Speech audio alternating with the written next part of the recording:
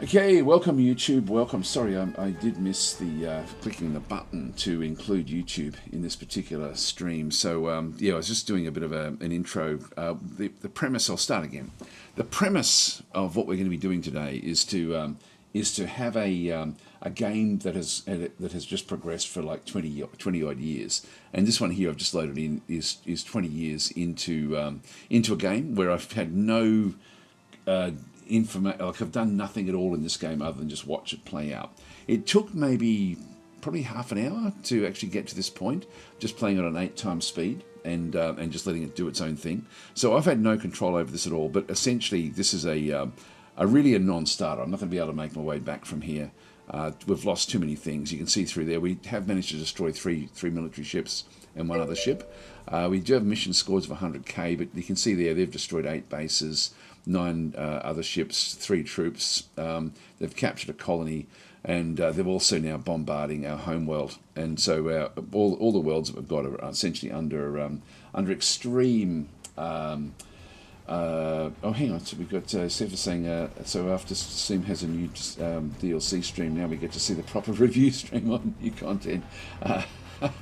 Thanks, Sev. Yeah, no, it's I haven't looked at that one actually. I do mean to try to catch up with those. Probably this afternoon, my time. It's early morning now. But anyway, so this is not going to be a viable game. This is a lost game to us, and this was 20 years in. I started a few other ones as well. I'll go through what the actual, if I just go back out to the main menu, I'll show you what my settings were to actually sort of to get where we are. I was almost tempted to just let it play out again because it takes 15 to 20 minutes to sort of get like 10 years in, which is where a lot of things can actually happen in that period, and then maybe half an hour to get to half an hour in. But I'll just go and start a new game and just show you. So this is what my current settings actually are. So I'm playing with a dual ring now, 700 stars, normal nebula density, and playing on a 6x6 sector. That's what we're actually playing on. Expanding universe. This is for everyone. Level 1 with unstable. Difficulty on normal, but extreme hostile races near the player. So we end up with sort of like a very, very difficult settings in there, but not difficult settings in terms of running the game itself. The threats, I'll just keep that on pretty much the standard. That's pretty much standard for the way I play it. Wekkarus is what we've chosen. Monarchy back in through here as well.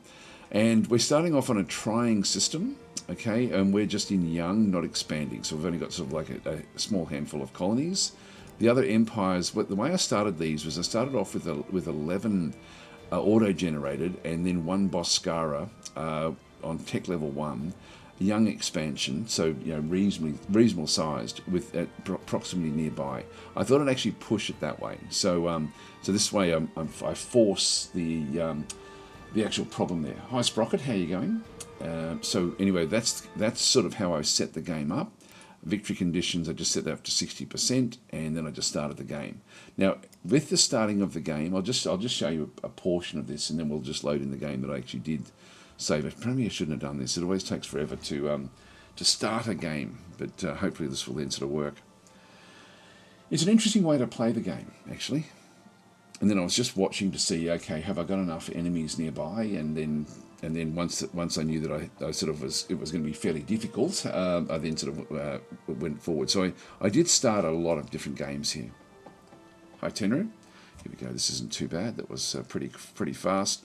Actually, this looks interesting. Even just this one here. What we can do very, very quickly is I will just keep the game paused for a second. If I just zoom back out around my cluster that I actually have through here, this may be a viable one to actually do one of these little runs. Actually, let's see what we end up with. So we're fairly central.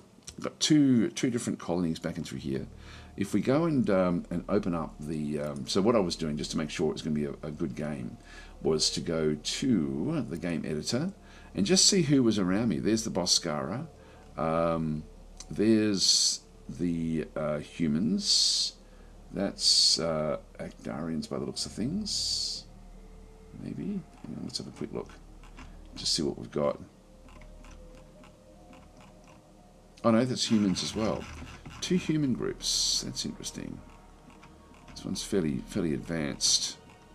Just make sure that is human. No, that's Xenox. All right, so we've got Xenox, we've got humans, and then it looks like we've got Ikaru back over this other side, I would imagine. Yep, that's Ikaru.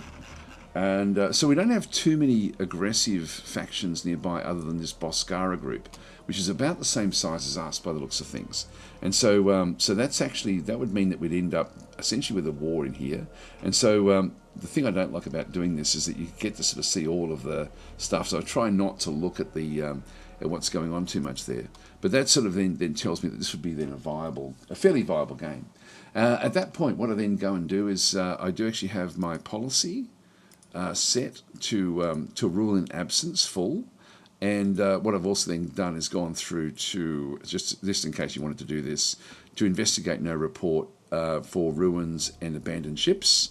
And then finally the last little setting that you need to sort of do with this, and it doesn't work 100%, but it works pretty well, is to just go into your settings and then just turn off the suppress pop-up messages, yes. But there's still some specific messages that do pause the game.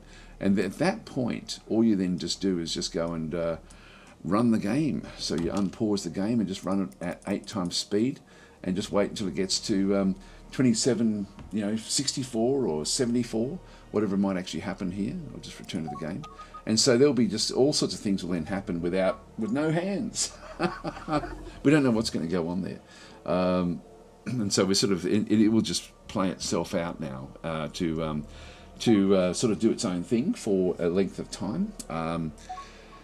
It's sort of, I've always enjoy watching this. For like, we're 6 months in already, and it's sort of now the game is just playing itself. It's sort of doing everything for us. But I do have one that I thought could be an interesting one. We're only 10 years in the one that I ended up doing, which could be interesting. So anyway, I might even pause and save this one just in case we want to come back to this, in case something goes terribly badly wrong.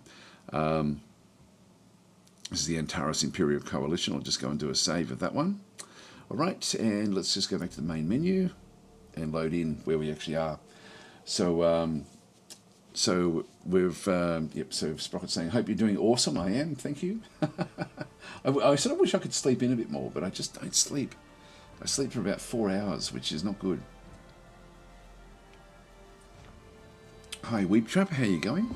Right, well, anyway, let's just go and load in the game that I've got. Now, the reason I stopped this one at about 10 years in, and because I thought, look, I'll play until we get a war started, and I thought that would actually be fairly good. We've kept saying sleep is good. Yeah, no, I just don't sleep. I sort of I just wake up, and then I'll wake up wide awake, which is annoying.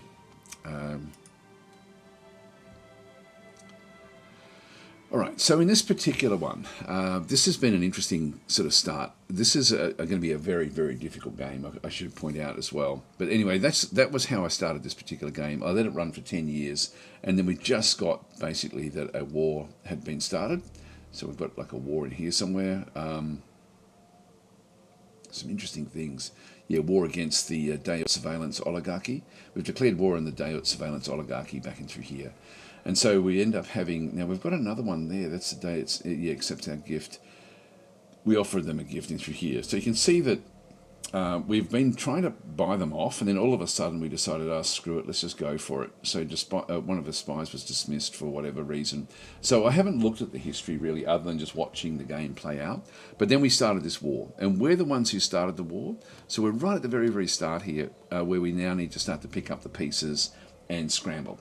So I'm going to go back to my my policy settings. I'm just going to go and undo all of the things that we just had done. So essentially, I'm going to have this one. I want to go back to prompt. I want that one to go back to prompt. I want the advisors and automation to go back to default. I then want to go down and just change the fleet management. So I'm looking after the fleets. And that will then get my policies back to where I want to have them at the start of the game. So that's got those policies done. I'm just going to quickly go across into my settings and just change that. Where is it? Is it at the top here? Suppress pop-up messages? No. So I'm not going to suppress the pop-up messages. So will be done. All right, and then we should be sort of back on level peggings. And I know nothing about what we're going to be playing other than I watched I was watching it sort of just, like as I said before, it's like the game is such a simulation that you can just watch it as if you're watching a goldfish bowl, essentially, and just to see the various fish sort of manoeuvring around or sort of just gliding around the place until there's finally interaction. Now, the thing that has happened here is that we start off, and the thing I liked about this one is that we only start off with a very, very small holding. In fact, let's just go through all of the different screens and just to see exactly where we are. You can see there that that there's a Xenox world there, which was an independent world that was just been taken over by the Deorts. The Deorts are our biggest enemy in this game, so we've sort of got that one through there. I was playing saying, "My God, it's full of stars," and Daz is streaming. There we are. So I've just I have done nothing at all with the game, and so it probably is at a position where I'm going to be very, very uncomfortable with what they've actually done with the game. So we need to try to fix things up. Money-wise, we're doing okay by the looks of things, just very, very superficially. We only have one colony, and we have 3.8 billion people on that, or billion Wekkarus on that one colony. I'm actually happy with that because it means I've got very limited areas that I have to defend. We'll have to defend various bases and things around the place, but we will also have opportunity to start to sort of really push things a bit hard. I can see that we've got a number of fleets, but let's just go through it screen by screen and just do a bit of an evaluation. So the economy-wise, I'm not going to worry too much about this one until we start to see problems, so I'll leave that one there. The private cash flow is fairly, got a reasonable amount of private cash. I would have preferred that up around about 100,000, but at 27,000, at least it's positive, and they are doing what they can do. So that's going to be something where they don't have a hell of a lot they can do to invest in what we're doing. We go back into the actual diplomacy, and so you can see through there we've got like a few different. Unfortunately, this is where this game is, because I've set it up to be so extremely difficult in terms of potential enemies. You can see there that we're at war with the Deort surveillance oligarchy. We've only just declared war. And so we can't speak with them because the war has only just been declared. The war weariness for them is -3. So they've got mild war weariness, and I don't know why. Why would that be the case? Let me have a look. They've got a free trade agreement with some Atuuks, which is like an independent world, I think. They're actually at war with the Gizareans. All right, this may be why the game decided to go to war, because we declared war on them. It wasn't the other way around. And so I'm thinking so this is actually interesting where they actually are with their war. So they're at war with the Gizareans. We've got the Boscara, and then there's a whole lot of pirates as well that we've sort of got in the game. So that is of interest to us. The Deorts we're at war with now as well, but they're the ones that have been encroaching deeply into our territory. The Boscara back into here, reputation is satisfactory in that case. They're just pleased with this -14. What are these ones? These are -35. Your colonies and bases trespass in our systems. Well, they've been taking over independent worlds in our territory, which is why we've gone to war with them. We were trying to pay them off, but in the end we thought, no, let's screw them over in this sense, because you can see that we've been giving them gifts. 21,000 is the gift that we've given them just very, very recently. So that's only just sort of come in before we declared war. So we were trying to pay them off, or buy them off, but it just wasn't working. So the Boscara Overmind Ascendancy is the Boscara group up near where we are. If we go and click on those and have a bit of a look to see, they're neutral with everyone. They've got a few different pirate groups that are sort of also active.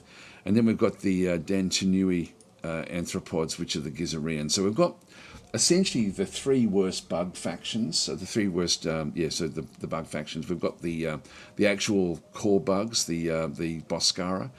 We've got the spiders, essentially the arachnids, back in through here with the Deorts, and then we've got the flying bugs, the Gizareans, back in through this other side. So we're sort of we're surrounded by enemies, which is sort of what I wanted to have.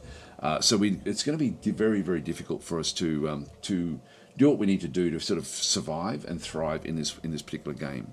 So we're going to have to be very limited. The more we expand, the more we're going to be exposed. and that's going to be very, very difficult in this particular game. So this is not going to be a typical way of playing the game. So expansion will be something that I'm going to be extremely careful about doing, and only do it if I can really, really hold on to whatever we get.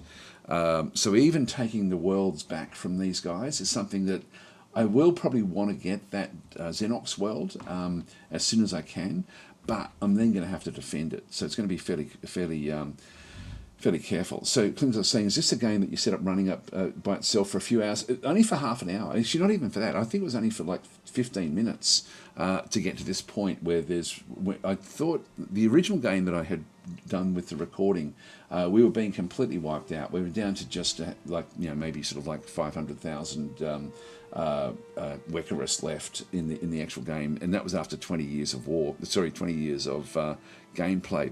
So then I thought I'd play until we ended up with a war, as long as we actually end up with bug races around us. And this one we've got 3 bug races. So yes, it is one that I just let it run, but it didn't take very long to get to this point, which is actually pretty cool.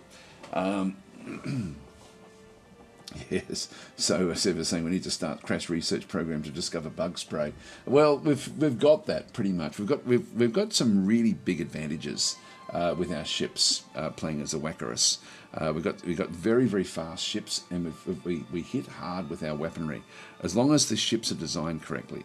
So anyway, that's where we actually are with these different groups and through this other side. In terms of pirates, we've got the different pirates through there. We are paying 2 lots of protection. We've got the Atuuks, which we're paying a protection racket to, and we've also got the Blackstorm Council, which is a Wekkarus group. And so I'm happy enough with that. We do actually have a Deorts group of pirates and a Boscara group of pirates as well that we need to sort of deal with. Independent colonies. There's still an Atuuk group somewhere out in the world there. Alliances, nothing yet. Ambassadors, we've got 2 of them.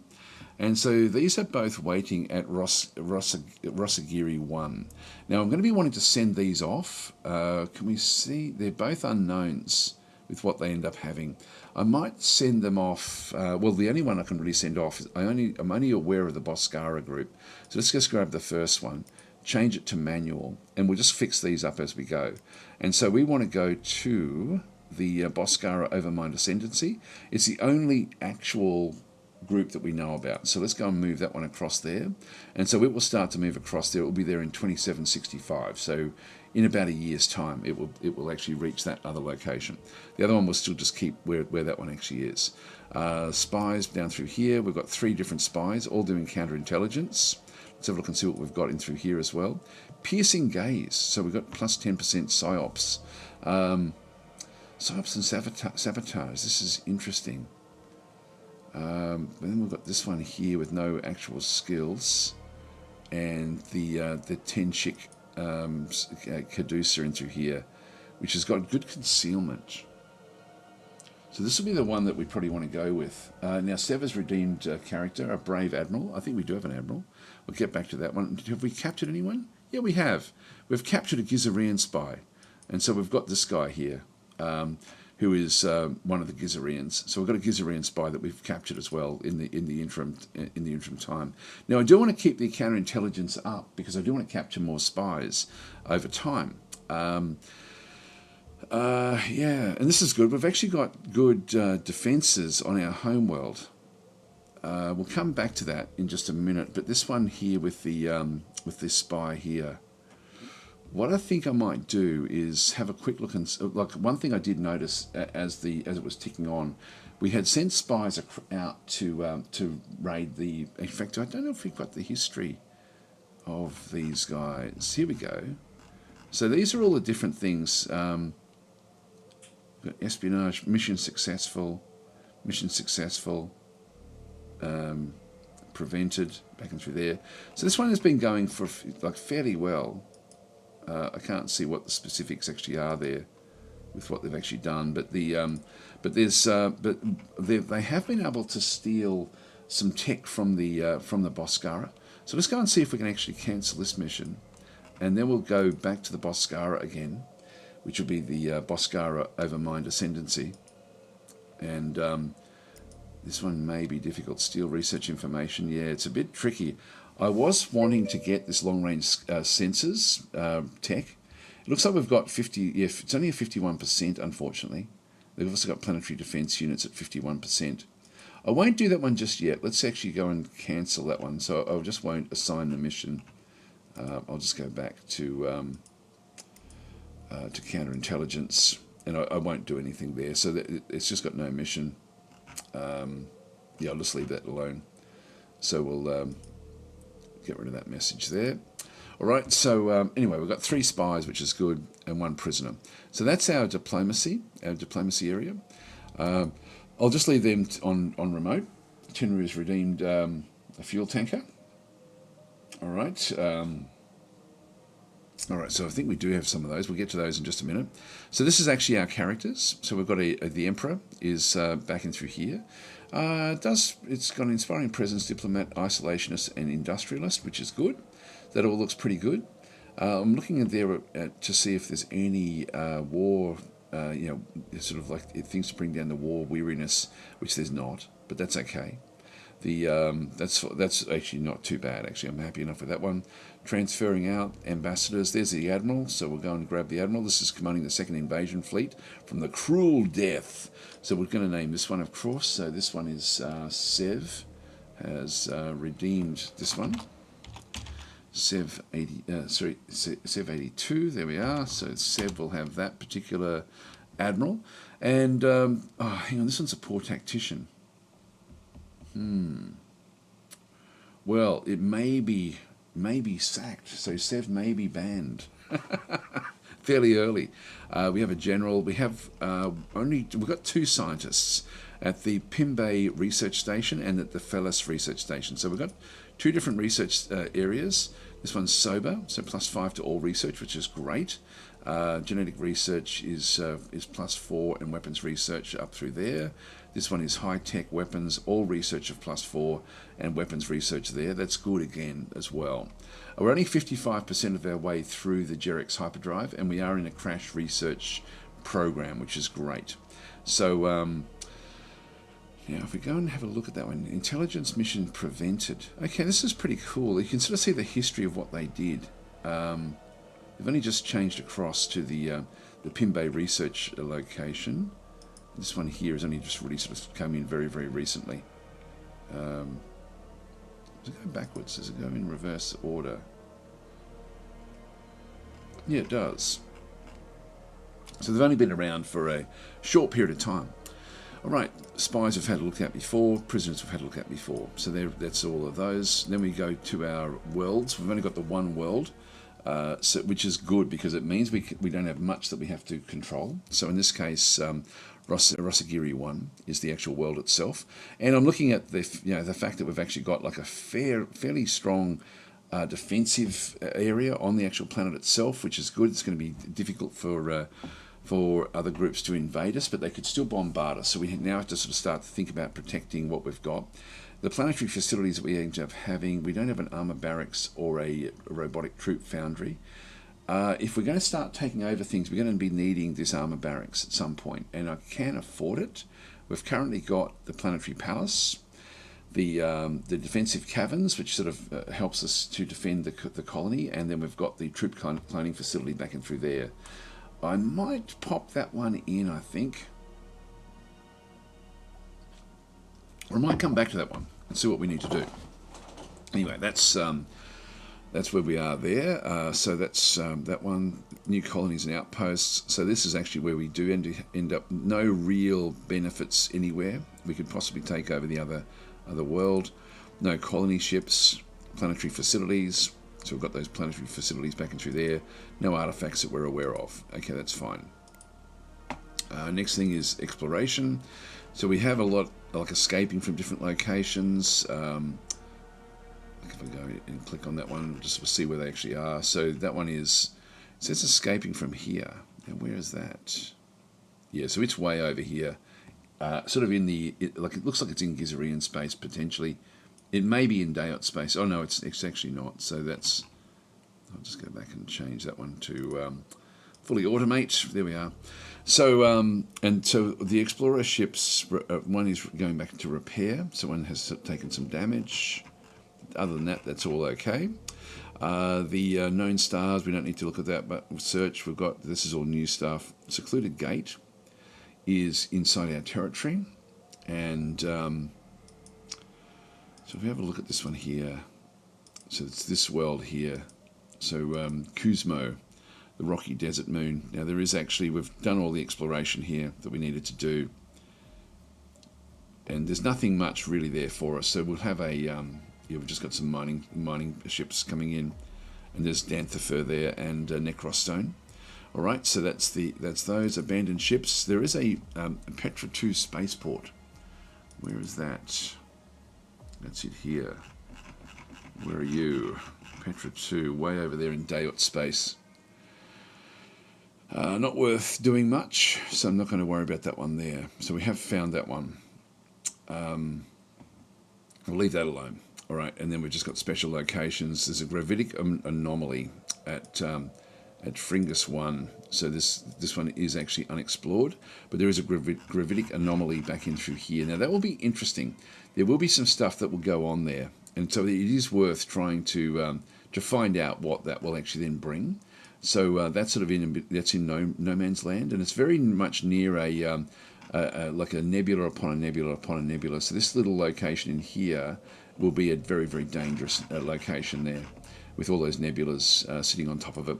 All right, so that's all of those. Let's just go now to what we have. Now, what we want to be seeing through here is just to make sure that we do actually have mining sources of everything that we need. And so polymer is usually one that's a bit difficult. What I will do is have a bit of a look to see. This is actually the flow of minerals. This means we're going to have to protect these outer areas fairly strongly. We're okay back in here, but you can see all of our fleets are back here as well.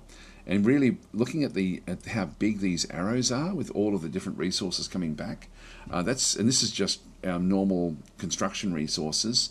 So it looks like we've got some pretty important planets there. Let's just go back to luxuries and see what they've got. Yeah, so again, looking at the same areas really coming back in this other side. So I'll just go back to the, if I go to all resources, yeah, we really are just looking at these locations in here. So let's go and have a look and see. If we go to fuel again and look at the important ones, which is going to be polymer. Polymer we have at our home world, that's good. So we do actually have a source of that. Emerald crystals, we're getting that from over here. We don't have that at our home world, but we do have it back over here as well, but at least we're getting that from there. Only got one source there that we're mining. Aculon won't be a problem.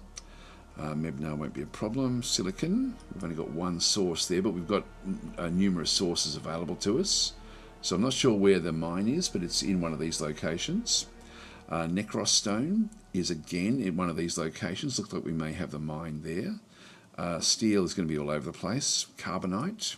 We've actually got 5, including our home world for that one. And then Caslon, the all-important Caslon. And so these are where we're getting a lot of fuel. And what we'll need to do with the Caslon is actually make sure that we control that, and then go out and start to take over all the Caslon mines that we can find. That's really the key to winning these wars, is to starve them of fuel and make them sort of end up paying you when the war finishes. They end up needing to pay you to refuel what they've got. Now, we must have declared war on them because we realised that they just weren't going to be all that strong because of their war with the Gizarians. So the Deorts may be being squeezed, and we may have just taken the advantage there, I think, to do what we can do, because we've been paying them off the whole time. When I was looking at what was going on, we were paying them time after time after time. In fact, if we just go back to the diplomacy again and have a quick look at them, we respect a good reputation. So even our reputation, yeah, so their reputation is dubious, which sort of makes it a bit easier for us to then attack them. We've got trespassing. Yeah, there's nothing positive there with any of the gifts that we've given them. We've done so much for them. We really have, actually. As the game was just playing automatically, I was surprised at how many gifts we were giving this particular group. Anyway, that's fine. That's the way it works. So anyway, that's minerals is looking okay. Mining locations, we've got a fair few through here. So we've got a lot we're going to have to protect. I don't know if we've got any inside their territory.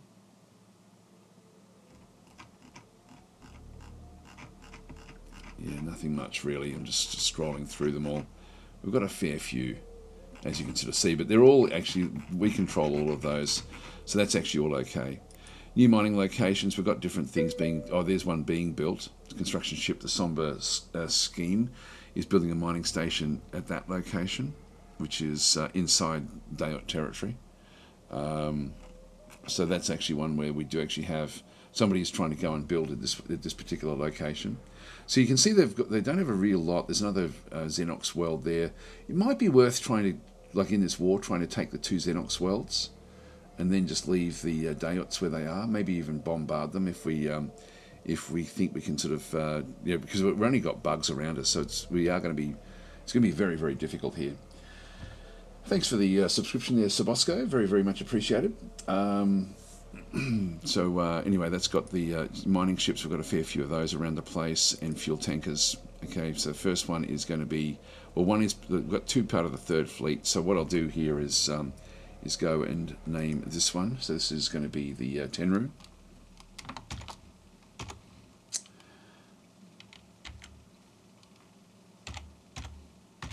Alright, so there's another one that has been named.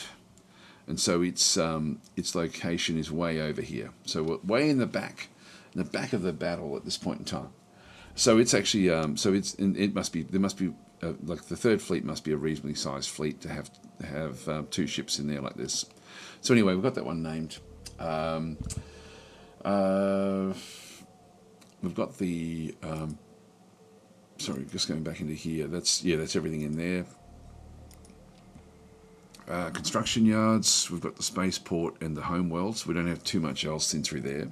That's okay. It means we don't, like, the benefit of only having one world is we have only got one area to protect, really. When it all comes, when push comes to shove, that's where we have to defend against invasions and bombardments. But we still have to then protect the other holdings.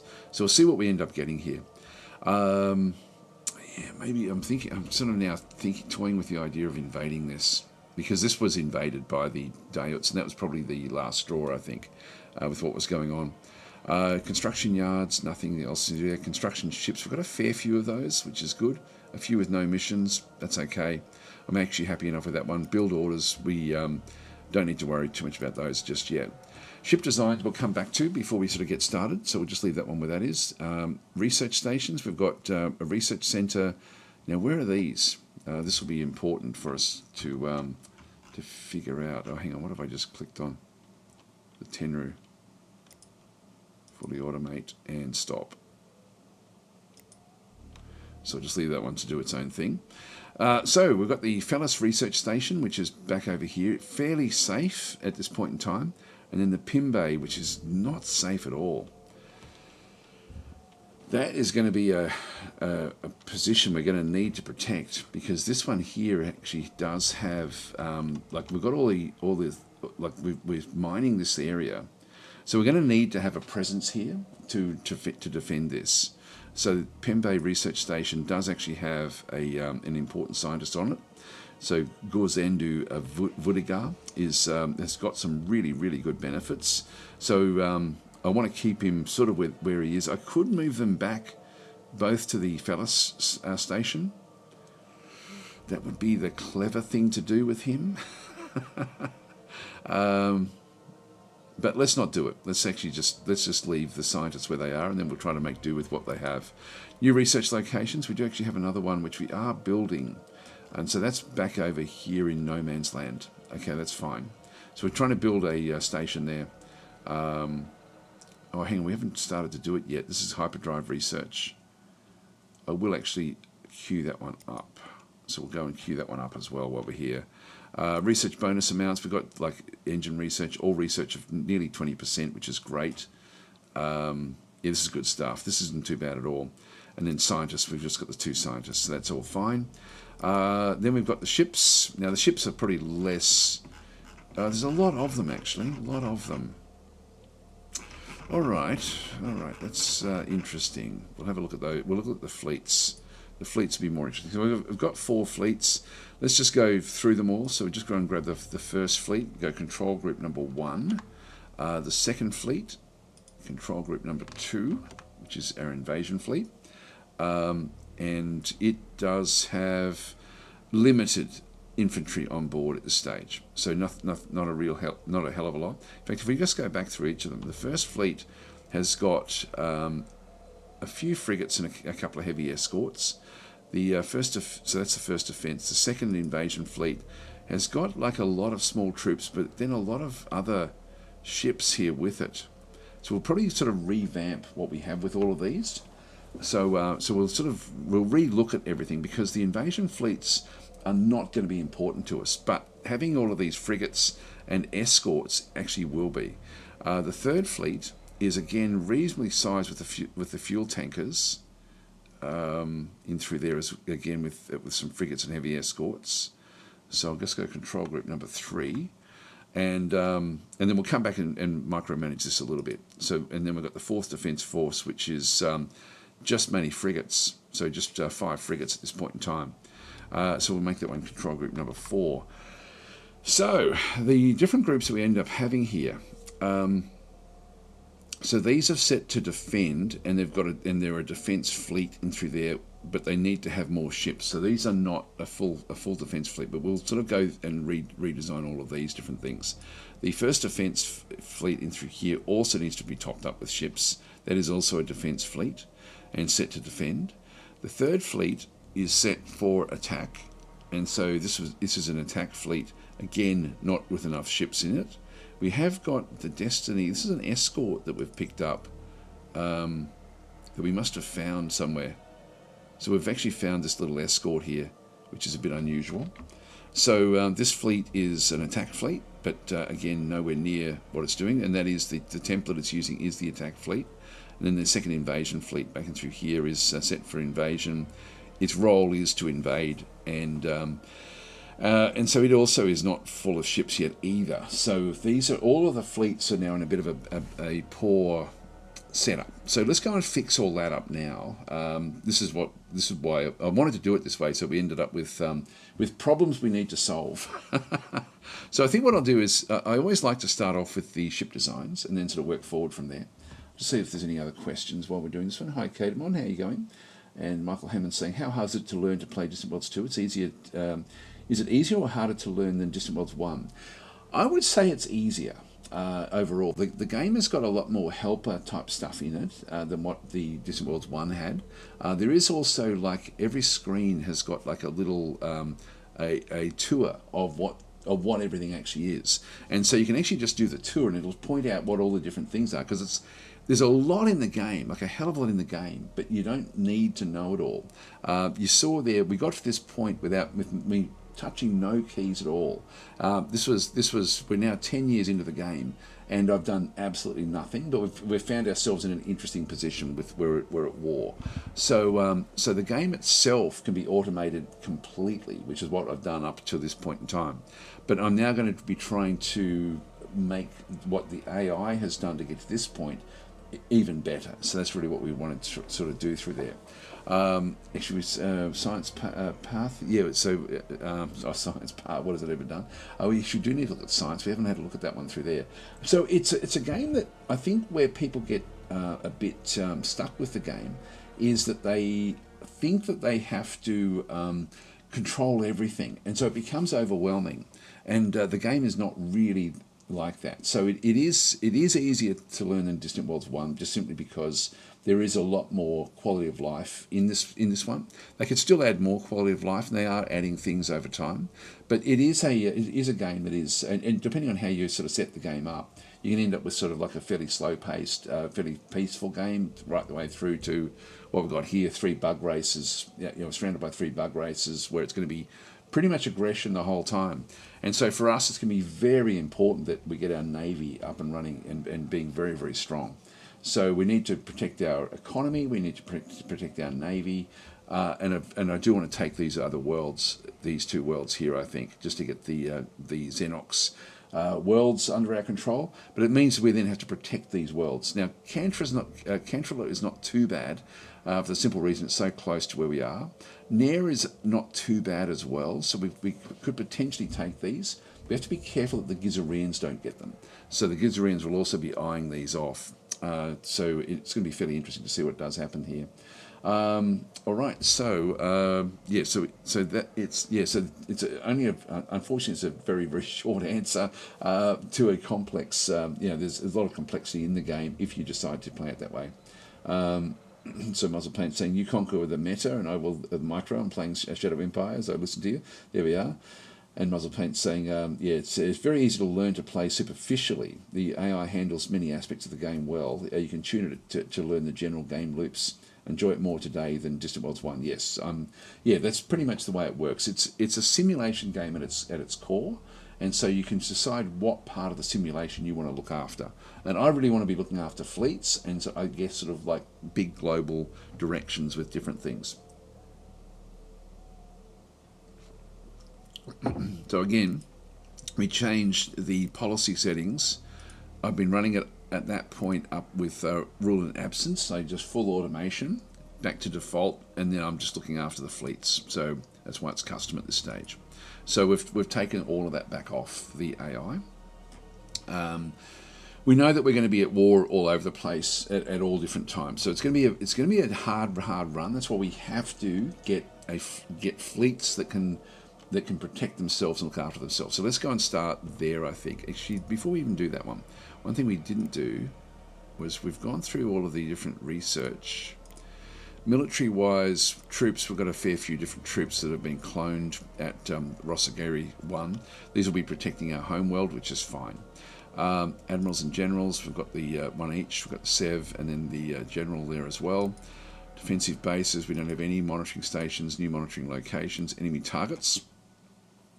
And you can see through there, we do actually have, and this is again, we can automate all of these different sorts of things and just say, hey, I want you to go off and destroy whatever it might be. Now, the war has only just been declared, so some of these things aren't going to really sort of show up, but we will ultimately then get like a whole lot of different things. You can see there, these are worlds that we are looking to sort of work with.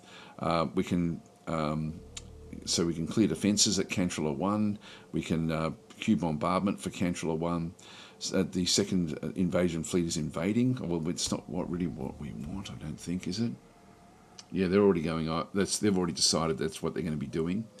The AI has already sent in the invasion. Okay, well, maybe. Let's have a look and see. We'll figure that one out.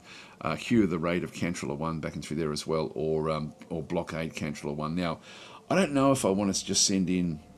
What have we got? 6 infantry. What do we know about Cantriller 1? There's a resort base there.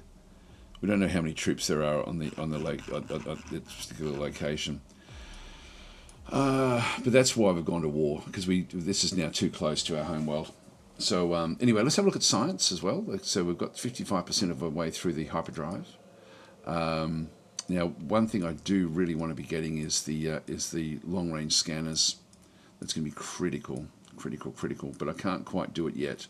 So you can see through there. If we have a look at long range scanners. Now the Boscara have got this, so if I can actually go in and raid the Boscara and get their tech from them, it's going to be super useful. But at this stage, they're suspicious of what's going on, so they've sort of closed up shop and making it difficult for us to go and get the tech. So long range sensors back and through here. We've got it's a 20% threshold, and we have 19%. So we're just 1% off getting what we need to then be able to do the research ourselves. So we're close because of our all research is set to 19. If we can even just get a bit of sensor research, that's going to sort of take us over the edge there. Now, if we go back up the top, the one bit of unfortunately what they did do is they came through and actually ended up with getting a Boscara, the hybrid plasma weapons. So we did pick up this one. They did raid this. So the plasma weapons are essentially this is the Boscara weapons that they have available. So we now have this one available for our ships as well.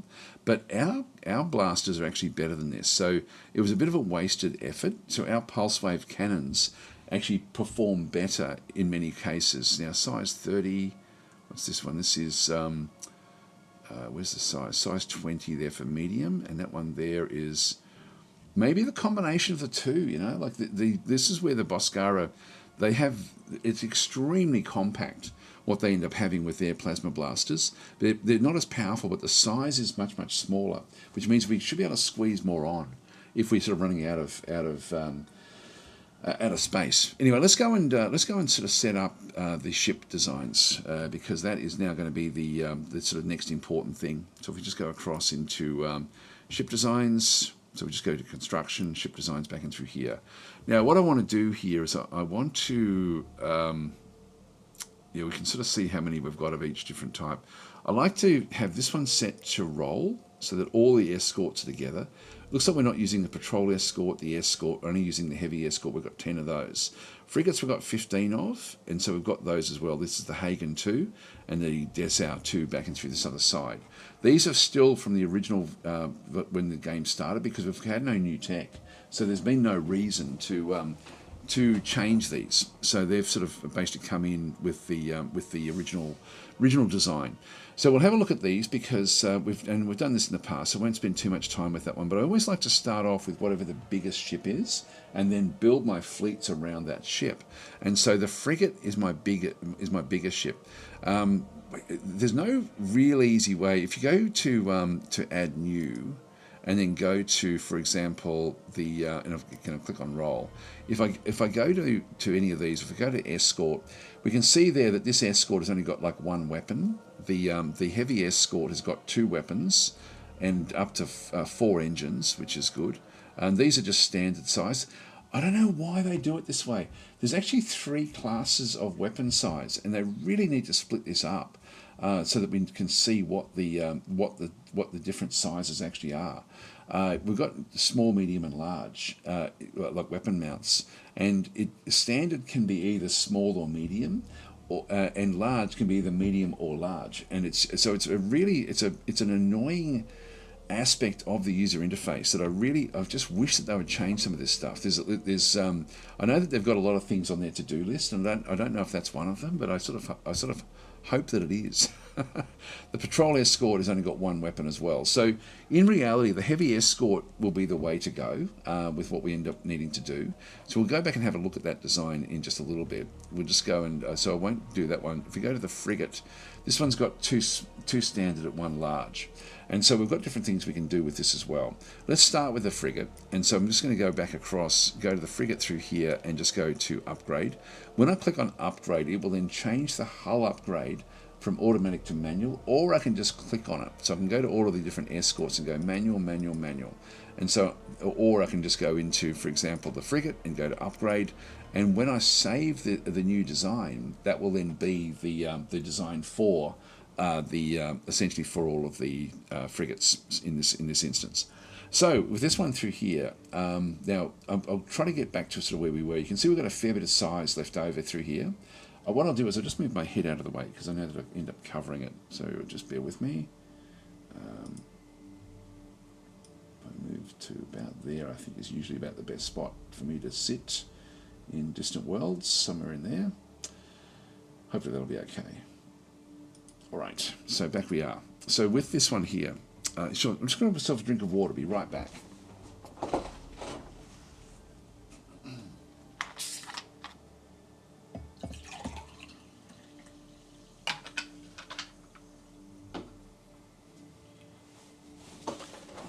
Now, in my humble opinion, the most important things you need to look at when you are thinking about your fleets and your ships is the ship speed, which is going to be down through here. So 126. Sprint speed is the attack speed. That's ramming speed, essentially. So 126 is incredibly high in the game. Like, this is really, really fast. So what we don't want is for the bigger ships, like the frigates. At this stage, the frigate is our biggest ship. We don't want the biggest ships moving too far, we don't want them moving ahead of the support ships, which are the heavy escorts. So when we have a look at things, we need to make sure that this will still sort of work. If I just go and cancel this and go back and have a look, for example, at the heavy escort and edit this and have a look to see what its speed is. Its speed is only 101. Now, what the problem with that is that we're then going to be moving ahead of the support ships, which may not be a big problem, but it's something we should be mindful of. This one also is still got a fair bit of space on board, so we do actually have a lot of things we can do. Now we may be able to squeeze another engine on this. Let's just see if we can do that. No, hang on, why can't we? Oh, because I'm editing, so I'll just go and cancel. I'll just go and upgrade, and just see if I can put a proton engine in here. Yeah, I can. That will then take the speed up to it's very close to what the other one actually is. So that would sort of be a way around it, but that's going to then be bigger than. Oh no, we can still. That's still actually viable. I'll come back to this anyway. I'm just going to cancel that. So we'll come back to the escort. So I can use them at around about the same speed. Is there no move in lockstep information option for fleets? There sort of is at the start until they start to engage. There is also, actually, that's a very good question, because what I'll show you, if we do the upgrade here, we'll start off with the frigate. I don't need it to run at this speed if I don't want it to. I can do other things with this particular design, so I don't have to have it running at 126. I could get rid of a proton engine and have it running at 109, and that would be fine, and then I could have my heavy escorts running a little bit faster if I needed them to. So we can certainly do it that way. Now, in terms of the way the ships work, and this is something where the game will sort of override a lot of what you do unless you specifically override what it's telling you to do.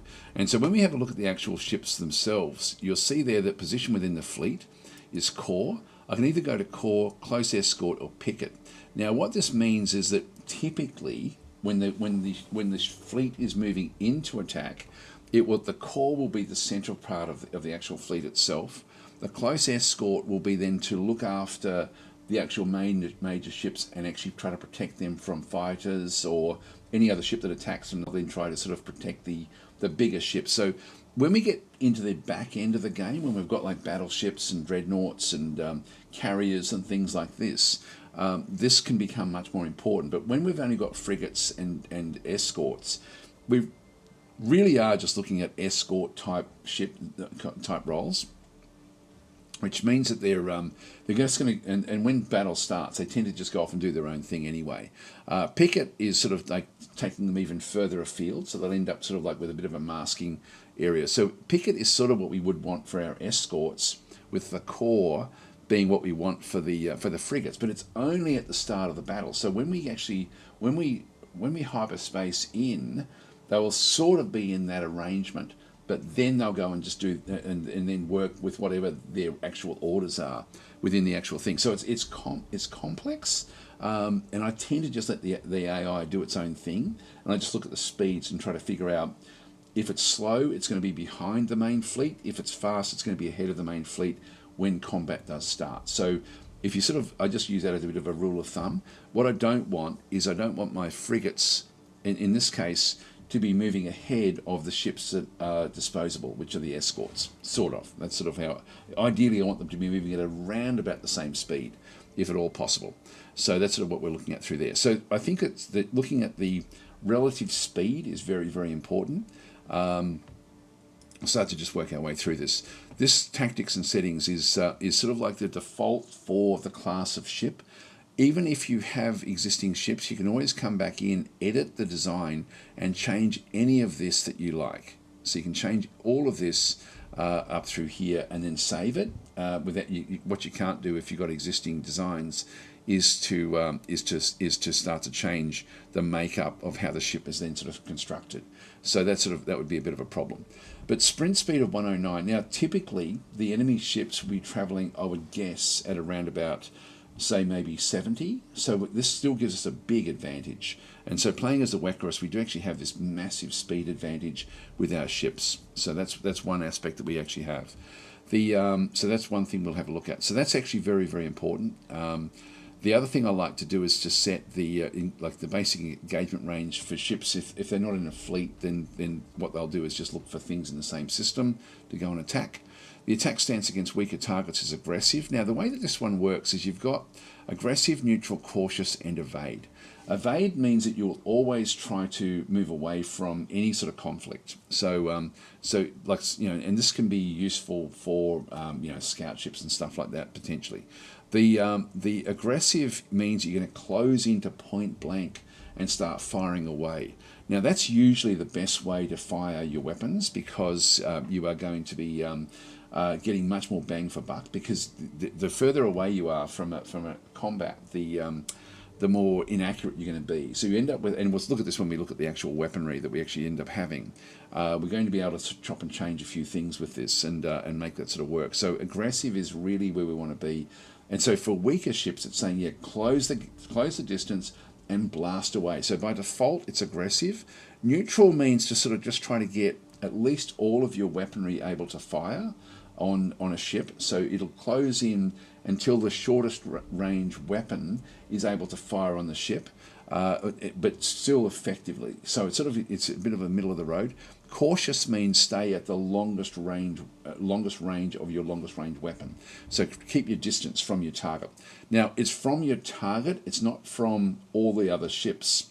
So if you have if you're targeting a ship that is moving away from combat and you've set it to cautious, and you will then follow that ship into danger, essentially.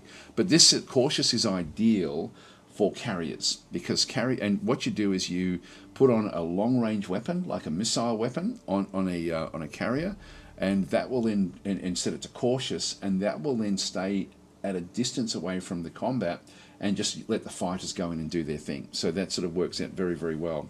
Actually, I've got another comment here. So Pro Unique Cycler is saying, anyone in chat, both Decimal's 2 and Shadow Empire, both were on sale, extremely deep discounts. I'm looking to grab one. Sev is saying, I own both, but those still have not found time to play Decimal's 2. What I would suggest is they're both incredibly good games. They're amazing games. I love both games. They're amongst my favourite games. Shadow Empire is a game that do you guys mind if I answer this by showing you what Shadow Empire does incredibly well, and what Distant Worlds we're going to be going into anyway. But let's just do a bit of a diversion. If they're both on special, I'll show you. I'll show you sort of why I love Shadow Empire so much. I'll just cancel this, and we'll do a quick save here. I think we've already got it saved. I'll just save where we are. We've done a few little things here, so just save where this is. Override. Yep, that's okay. Right, so I'll just exit out to the desktop. So because I don't mind answering these sorts of questions, and if that means interrupting what we're doing, so be it. Because these are games that you're gonna enjoy them for years. Sorry, I've just got an update coming for Shadow Empire. But these are getting the right game for what you look for in a game is really, really important. And I know what it's like when you're really thinking about getting something, and then you sort of think, oh, look, do I really, if I don't get that one and get this one, am I going to be regretting it afterwards? And I think it's important to sort of know the difference. And I wonder what the price difference is. I didn't even look at. I normally look at the Steam prices and things. Actually, there is also the Humble Bundle currently has Distant Worlds for $12. Believe it or not. So if we just go back into, I'll just go into Steam. Steam powered. So we'll go into here, and I'll come back to that one there. So we'll just go back in. Actually, I'll just click on play.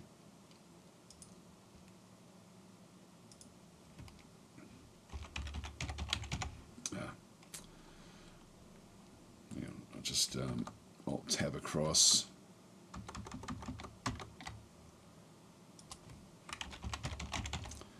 Worlds 2. Yeah, okay. So that is on special at the moment. So 50% off, which is a good thing for in Steam to sort of grab the base game. The DLCs are also actually, some of these are fairly substantial as well, to be honest. So that's actually that's a good special. That is a good special. So we've got that one there. We've also then got the Shadow Empire. What's that one on? Not as much.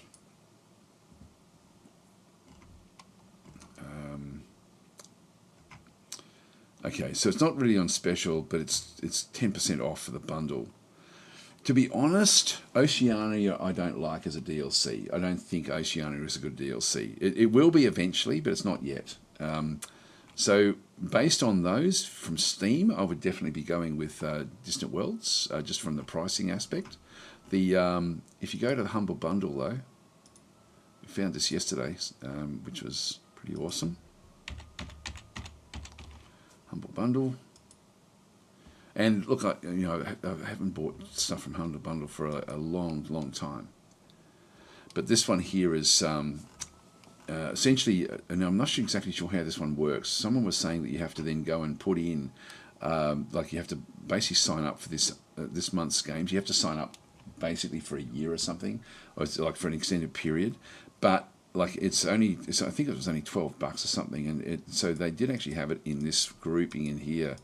And Diplomacy is not an option, is a great game as well. But there's Distant Worlds 2 there as well. So you can actually pick up the base game there at a very, very cheap price through Humble Bundle. I don't know much about this one, but someone was sort of saying that you can do monthly or yearly, says Sabosco.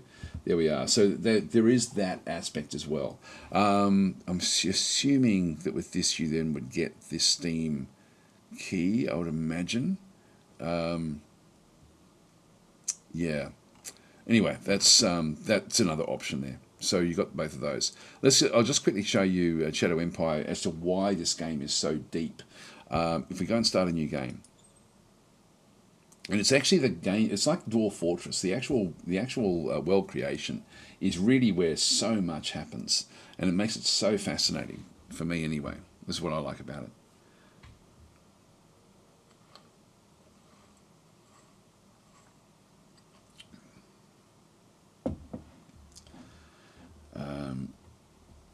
I'll come back and answer these other questions. So Weasel's got a question about aggressive. There is no ramming. There's clipping through the 3D models. All right. So what we end up having is you've got different classes, which are like algorithms for the actual planets themselves. I won't spend much time with this one, but this can be really quite interesting. If you are new to the game, I would strongly suggest that you choose the Siwa class. If I hover over that one, or if I click on that one, or hover over there, you can see this is like Earth-like. So Siwa class is Earth-like. They're easier to play. You're more likely to get alien life, which actually makes it more difficult. But overall, they tend to be better to be. You can play diplomatically on these sort of worlds. The other worlds become very, very difficult. Like the Seth class is your desert planets. Let's go and click on one of those, and I'll sort of show you what happens through here. You've even got histories where you can just have everyone spread out. I tend not to turn on anything else. People who are new to the game tend to always flick on alien life because they think it's going to be more fun. It's actually not. So I never bother with it. I used to, but I never bother with it anymore. But if that's what you want, then that's fine. We'll just go continue. Detailed planet generation. I will go through that one through there. I won't go through all the setups and through here. This is where it starts to get interesting because like everything that's here from a planetology perspective is going to impact the planet. And so in this case, the average temperature minus 28. This is going to be a cold desert world. If I go and re-roll this, we end up with a yellow sun at -2. It's still going to be cold. Re-roll again. We've now got a yellow G2, same as ours. This is slightly further away than the Earth is from our sun, and again -1. So it's going to be cold. 15 is the average. Like if we're trying to make Earth, it'd be 15. Let's just re-roll until we get a hot one. This is 1.42, again too cold with a G2. Yellow star is going to be burning a bit hotter, and there we've got like an Earth-like temperatures now. Looking back and through here, now the other thing too is the heavy elements will dictate how viable the planet is for mining. Let's just go and re-roll a couple more times. 106%. That's always important to look at when you're trying to generate. This one's very, very hot. This is an orange K5 star. We're very, very close to it. and we actually end up with very, very high temperature. Solar irradiance is like how viable it will be to actually have solar panels, things like this. Planetary age is very, very long. That's just going to mean that there's going to be life that will have formed on the world. Let's just start with this one. I'll just go continue. And so then the geology. Oh, by the way, I've got a mod that I use to look at the actual terrain. I find it really, really useful. So it's up to you guys. If you wanted to grab it, it's on my coffee.com page. You can grab that one for free if you're wanting it just as a mod for the game.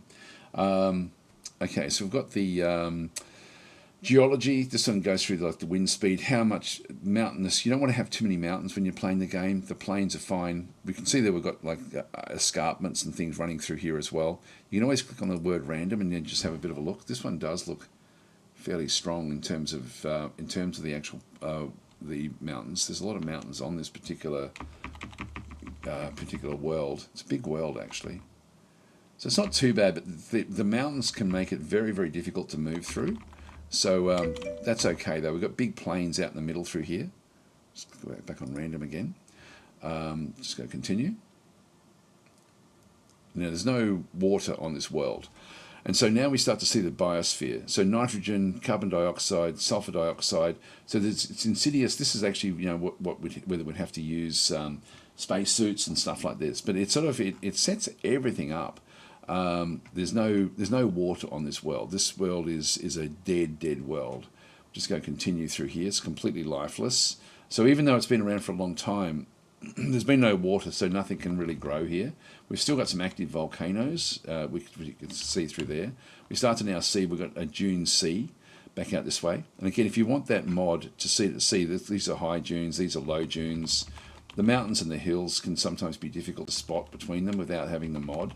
And they're very important in terms of the actual combat. So we've sort of got those in through there. Thanks for the subscription to Pathfinder, very, very much appreciated. So yeah, Tenry is saying, I wish you could set the mountain plain sea ratio. Yes, that's something that actually has been asked for in the past.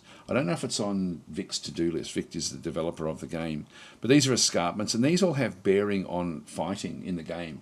So even though we're looking at a very, very small area of the actual terrain itself, everything will matter depending on where you end up being.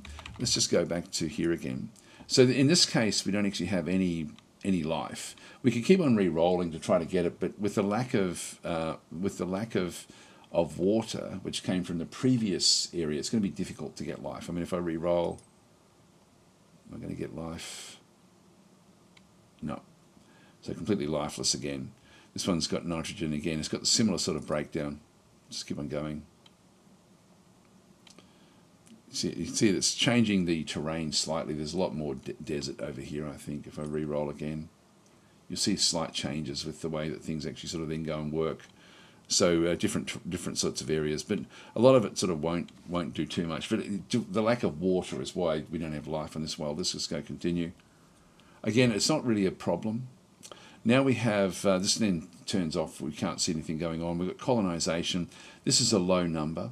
And so you can see there that it's got like a mining economy and services. As the numbers get bigger, the mining will then sort of take a bit of a back seat.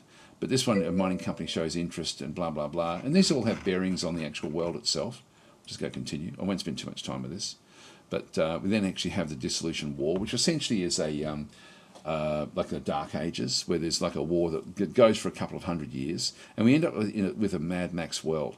What you end up through here is, if you've got raiders and scavengers, we're going to have this is where this world's become difficult. So we've only got 1.5 million survivors left, and they're either scavengers or raiders is going to be the types of people that we end up having. I'll just go continue. This is a summary of what we end up having. And so the game is complex. I always think of it as a war game. But then, for example, Battle Mode thinks of it as a role play game because and it does have aspects of both. It's a role playing role playing war game. Let's just call it that.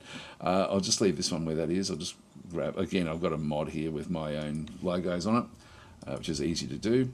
I'll just go and choose any old thing in through here, and just get started. Okay, so suffered no losses, yeah, blah, blah, blah. So when we get into the actual game itself, if I if I just get sort of started and through here, and close that one off, and I just zoom back in. So this is actually where we're starting. We're starting off where we've got. I just dismissed that message. So you start off essentially with your forces. You then have to expand. You have to find resources. In this case, we're then looking for like getting water will be critically important on this world. And the only way we can get water would be through either ice or getting water from the atmosphere. So the atmosphere is going to have hardly anything. And so what we need to do in this case is then just look for potentials where we can get ice. Now we should have an ice mine.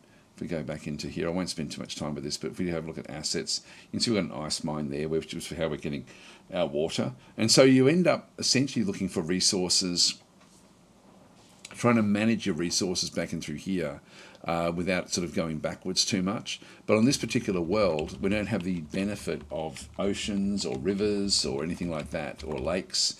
We have to basically sort of scramble for ice.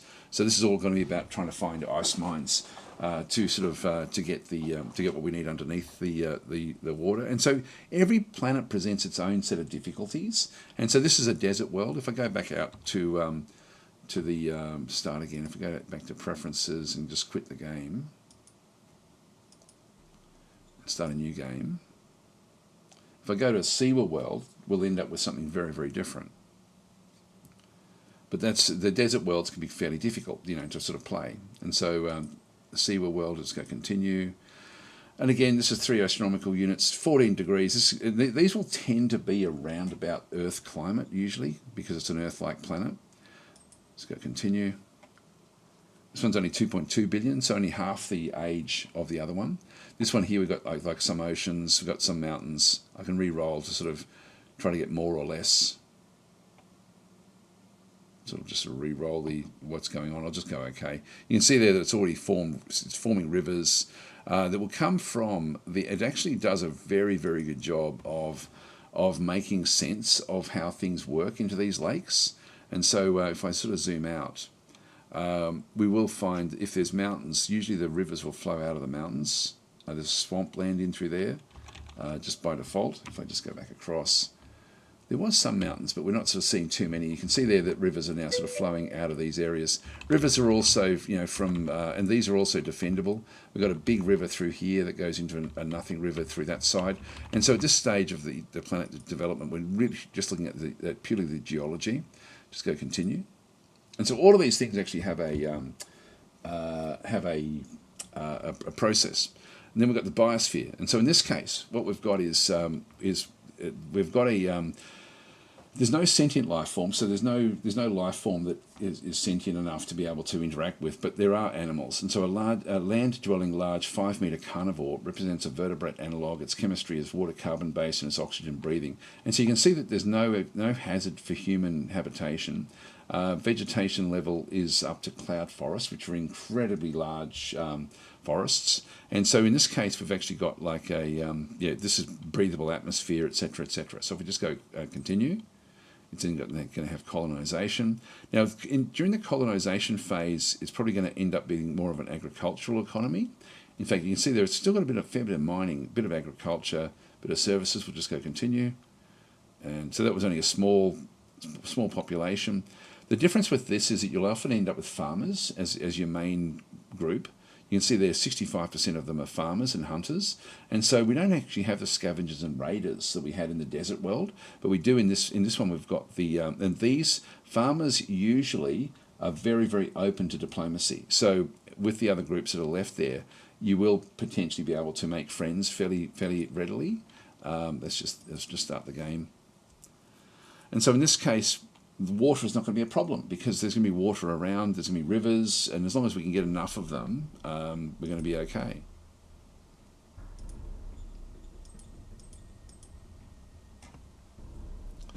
A quick look at it, and then we'll go back to distant worlds. Just close that one off. So you can see through there that our actual start is in a very, very different sort of location. If we turn off, I'll just dismiss that one. Yes, you can see there we've even got farmland.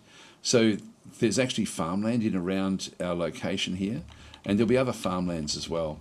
And so this is, you know, as we sort of start to sort of have a look through the actual area, we've got jungle back in through this other side. We've got forest out this way, thick forest there. This is where this little mod pack that I've got will actually make it much easier for you to be able to see where you can actually then go and defend, because these areas have like low mountains with forests is going to have a different way of defending and attacking, and so you need to know this when you're actually playing the game. So this is where it becomes like a war game, where like, you know, going into into one of these areas, you can see there that the river's presence, a small river to the northeast at this location, it means that any attack across that river is going to suffer. It's going to make it more difficult. And so you need, this is what I love about this game.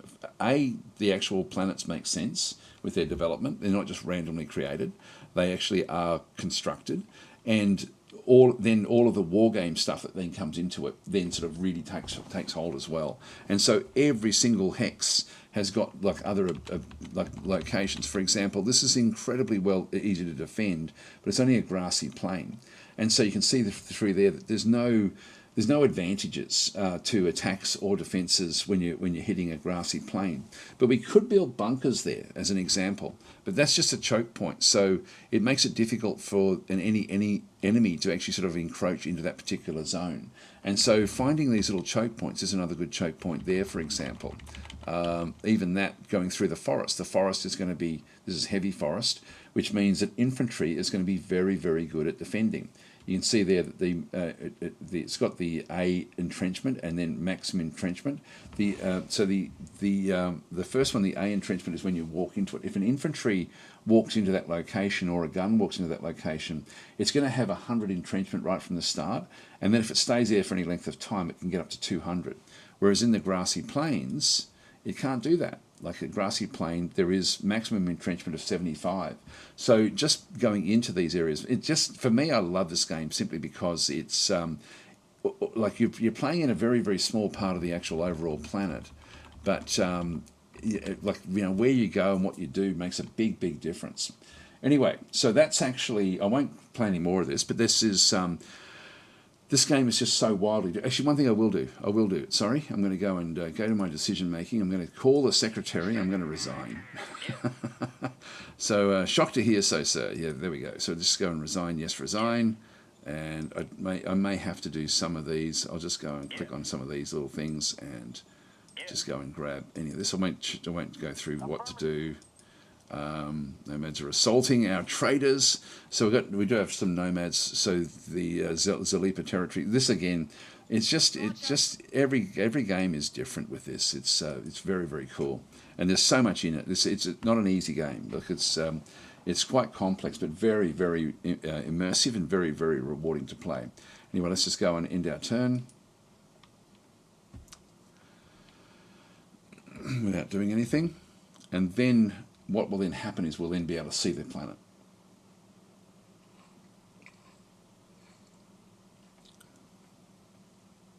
So still going through, everyone's playing out their turn. Yeah, diplomacy starts in Shadow Empire, unfortunately. Yes, it's too simple in many ways, and but if you are wanting to, you can sort of get through. So you've resigned, there we are. So we now can see the whole planet. If I sort of start to zoom out a little bit, you'll see that there's going to be different groups in around. So this is actually a minor faction, and so if I have a look at this particular faction and go into the into what they are, so this is a farmers. This is a minor regime of farmers. In through that side, we've got aliens back out this way as well, just wandering in the wastes. I'll just zoom back out even further. Lots of aliens back up through here, and so these will all be things we then need to cope with. We also have marauders and stuff, like these are just non-aligned forces. God, there's not very many. The population was so small that we don't have a hell of a lot. Okay, here we go. We've got nomads down in through here. So this is actually, these are nomads, minor regime.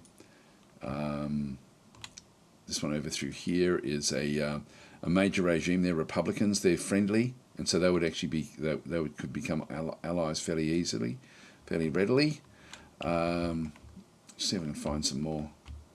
But the population was so small at the start, it's mainly aliens. we're sort of seeing on the world. Here we go. What have we got up through this way? These are confeds, which are sort of like farmers again, but they're a bit more aggressive. So we've got all these different classes of units around the place. Big world. Oh, here we go. We've got some robots. So this is the Somara territory. Surviving AI. So these will actually be robots that will be the sentinels coming back through. So there's a group of them in through here. These will be fairly difficult to contend with in the early part of the game. Not so bad afterwards. So they control that territory. This group in through here is another territory. These are mercanteers. So these are like traders. So yeah, it's a great game. There's so much involved. This is a major faction. Republicans, so again they'll be friendly.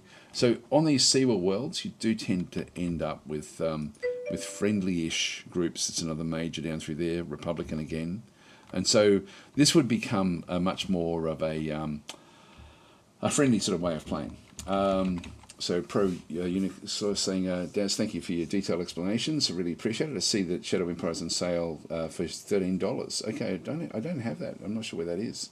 So go and grab both. I would indeed. But don't rush to start playing one. Like, get used to one. You know, like it's they're both incredibly good games.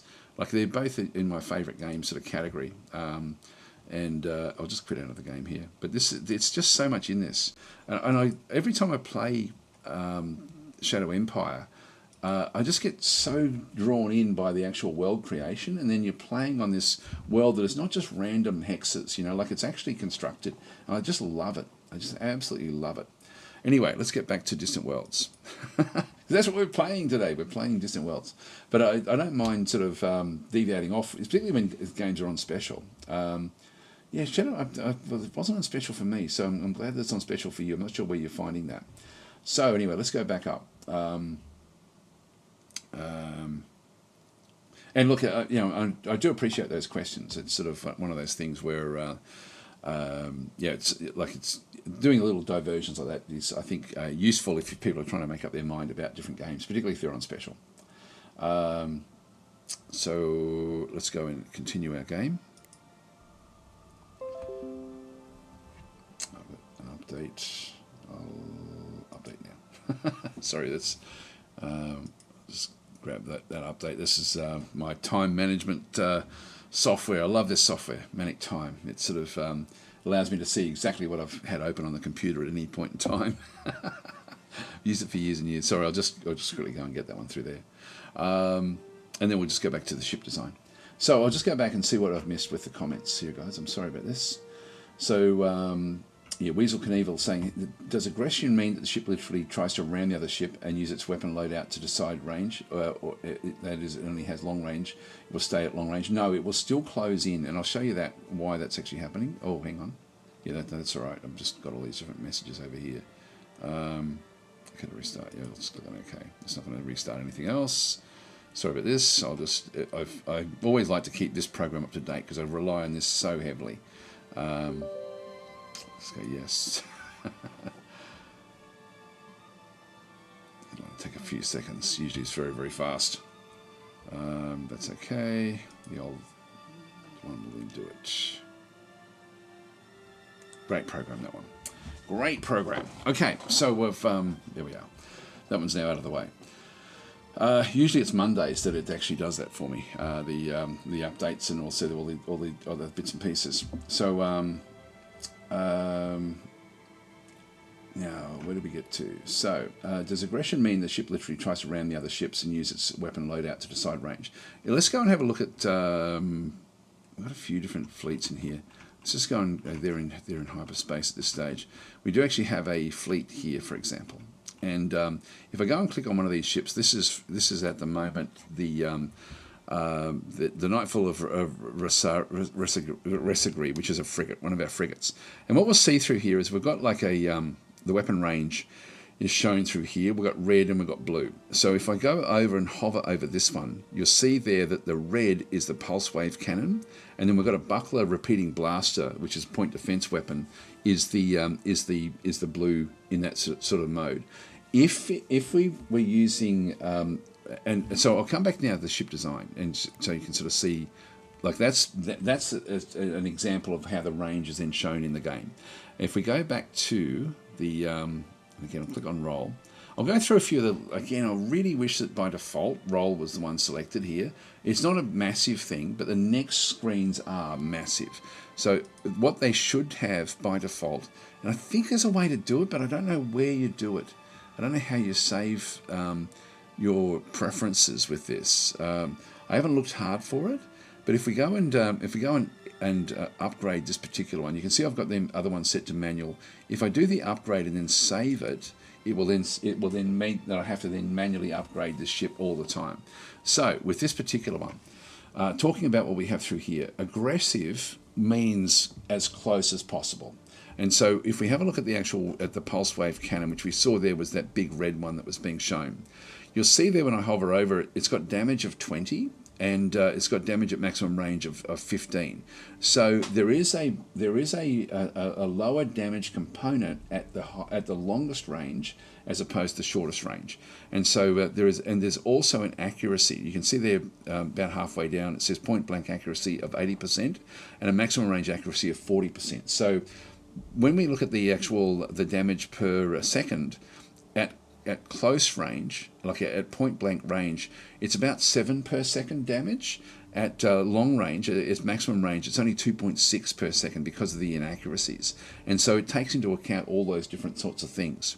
The range, that 1200, is that red circle that we saw there before. And so it's all important to sort of know these sorts of things. But in this case, aggressive just means get as close as possible. This is against weaker targets. I need that to do the same thing against stronger targets. So neutral just means just find an area somewhere in between and just fire from there. But in this case, neutral for me, I want to be aggressive. But what I want it to do is, because it's then going to be really close to the enemy ships and also taking more damage, I need it to then retreat, and not when there's 20% of non-defense components of damage, which means essentially when we've got either engines or internals, when they're damaged, it's then going to start to run. That's not good enough. I need it to run earlier than that. So I want it to run when the shields are below 20% or armor is below 50%. So that's the one I like to have as my sort of defaults for this. Invade colonies immediately doesn't affect us. Core position I don't really worry too much about. But that's sort of where we are. So that's actually going to be what we need in the tactic settings. For the actual ship itself, we saw there that at 126 sprint speed, it's going to move ahead of its support.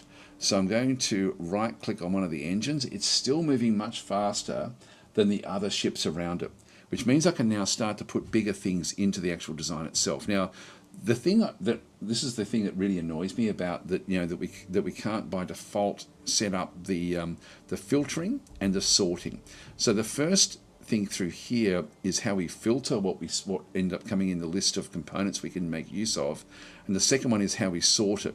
So for example, at the moment it's just saying show me everything I've got that I've ever sort of researched, and whether it be a basic fuel cell or a actual fuel cell. There's never a reason to use a basic fuel cell once you actually end up with fuel cells, as an example. And there's a lot of examples of this in the game. So filtering by all components is a complete waste of time. So you've got a whole lot of different ones in through there.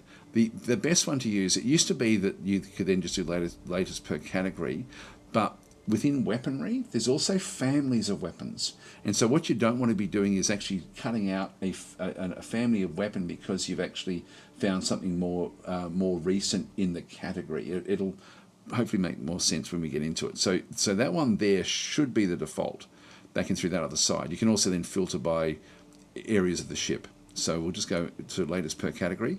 That means we're not going to see the basic fuel cells anymore. They've now been stripped out of it. It's only things that are sort of unique at the latest technology, which is all we want. So that should be the default, absolutely. And then with the sorting it, bay type and name, this also then has got certain things. Now you're not going to notice it so much with the internals, which are the white components, but you will notice it in the weapons. And so in the weapons, the bay type is essentially whether it's going to be set by, like in this case, the bay type is whether it's a weapon mount or an engine mount or something like that. So that's certainly the the better way to go, and then it just does it, alphabetically. So A, B, C, D, E, etc., down through the list. But it's not sorting it by what class of weapon it actually is. So the better way to do this, like if I just went with name, it's just going to mix it all up and goes A, B, C's, D's, etc. all the way through. So that's completely useless. But the one down through here, this should be the default as well. Bay type, category, so the same as what we saw there before, then the family that it's in, and then the size that it's in. So we end up with sort of like from smallest to largest, but also within the family of weapons that it actually is. So if I go into the family and have a bit of a look at it, when we go to weaponry, we'll start to see that all of these WCLs are together, all of the WINs are together, the WSTs. Now, these all are different things. Like a standoff weapon is a weapon like the missiles and the torpedoes. These are long range weapons, so you can see their range 1800, but they're also seeking weapons. And so these are going to be sort of you can fire these backwards, and then they'll turn around and seek their target and try to blow up their target that way. You can see there that the damage per second is very, very low, and you can see the damage at long range and the damage at short range are identical. So with a missile, when it hits, it's not got any energy in it. So it is essentially just going to do 12 damage per missile that actually does hit. There's 4 missiles that get blasted off for every volley. So every time you fire one of these small concussion missiles, you're firing off 4 of them. They each do 12 damage. If I go to the medium, for example, you can see there that the actual damage is identical for the actual missiles themselves, but we're firing 8 of them per volley. So we're firing more of them in the actual volley itself. But each missile then has to go and target the enemy ship, etc., etc. But you can see there that there is actually still a damage per second aspect of the. It's slightly lower, but essentially these missiles are fine at long range. So there's not a big trail off from what they actually end up doing. And so in this case, you can see that the point blank accuracy is 88%, the maximum range accuracy is 77%, which is why we end up with that difference with the damage per second. So that's where that one kicks in. But in this case, if you're using missiles, you don't need to be going to point blank range. That's not really important. If you're using torpedoes, which are an energy weapon, you can see down through here that these actually have got like a damage of 35, but at maximum range, the energy is bled off a little bit, and so we've only got 20.3. So the actual energy, the damage of the weapon is lower because of the bleed off. And see about halfway down, it says damage fall off ratio, 25% per 1,000, and the range is 1600. So we lose. We're going to be losing about 30% of the actual of what this weapon can do from maximum range to short range, and so that does then impact again. And we've also got the accuracy as well, which impacts the damage per second. So again, these can be sort of fired at long range if you're wanting to, but the missiles are quite different. So Falcons are saying, does each missile do the 12 damage or con missile M? So potential 96 if all hit. Yeah, if the medium missile with 8 of them is going in doing 12, then yeah, potentially there's 96 damage coming in. And this is actually important to know how it works because in this case we've only got 1 shot per volley through here. This one does 35 damage when it does actually hit. The other ones only do 12 with the concussion missile, the small concussion. Let's just keep it on smalls at this stage. So if we go in with that one through there, we end up with. In fact, what I can do is I can click on the concussion missile and then go and hover over this one here to see the difference between what they then end up doing.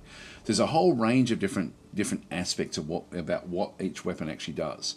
And so you can see through there that the concussion missiles are not useful for bombarding planets, but the Epsilon torpedoes are. So they actually have a bombardment aspect about them, so they're better at that.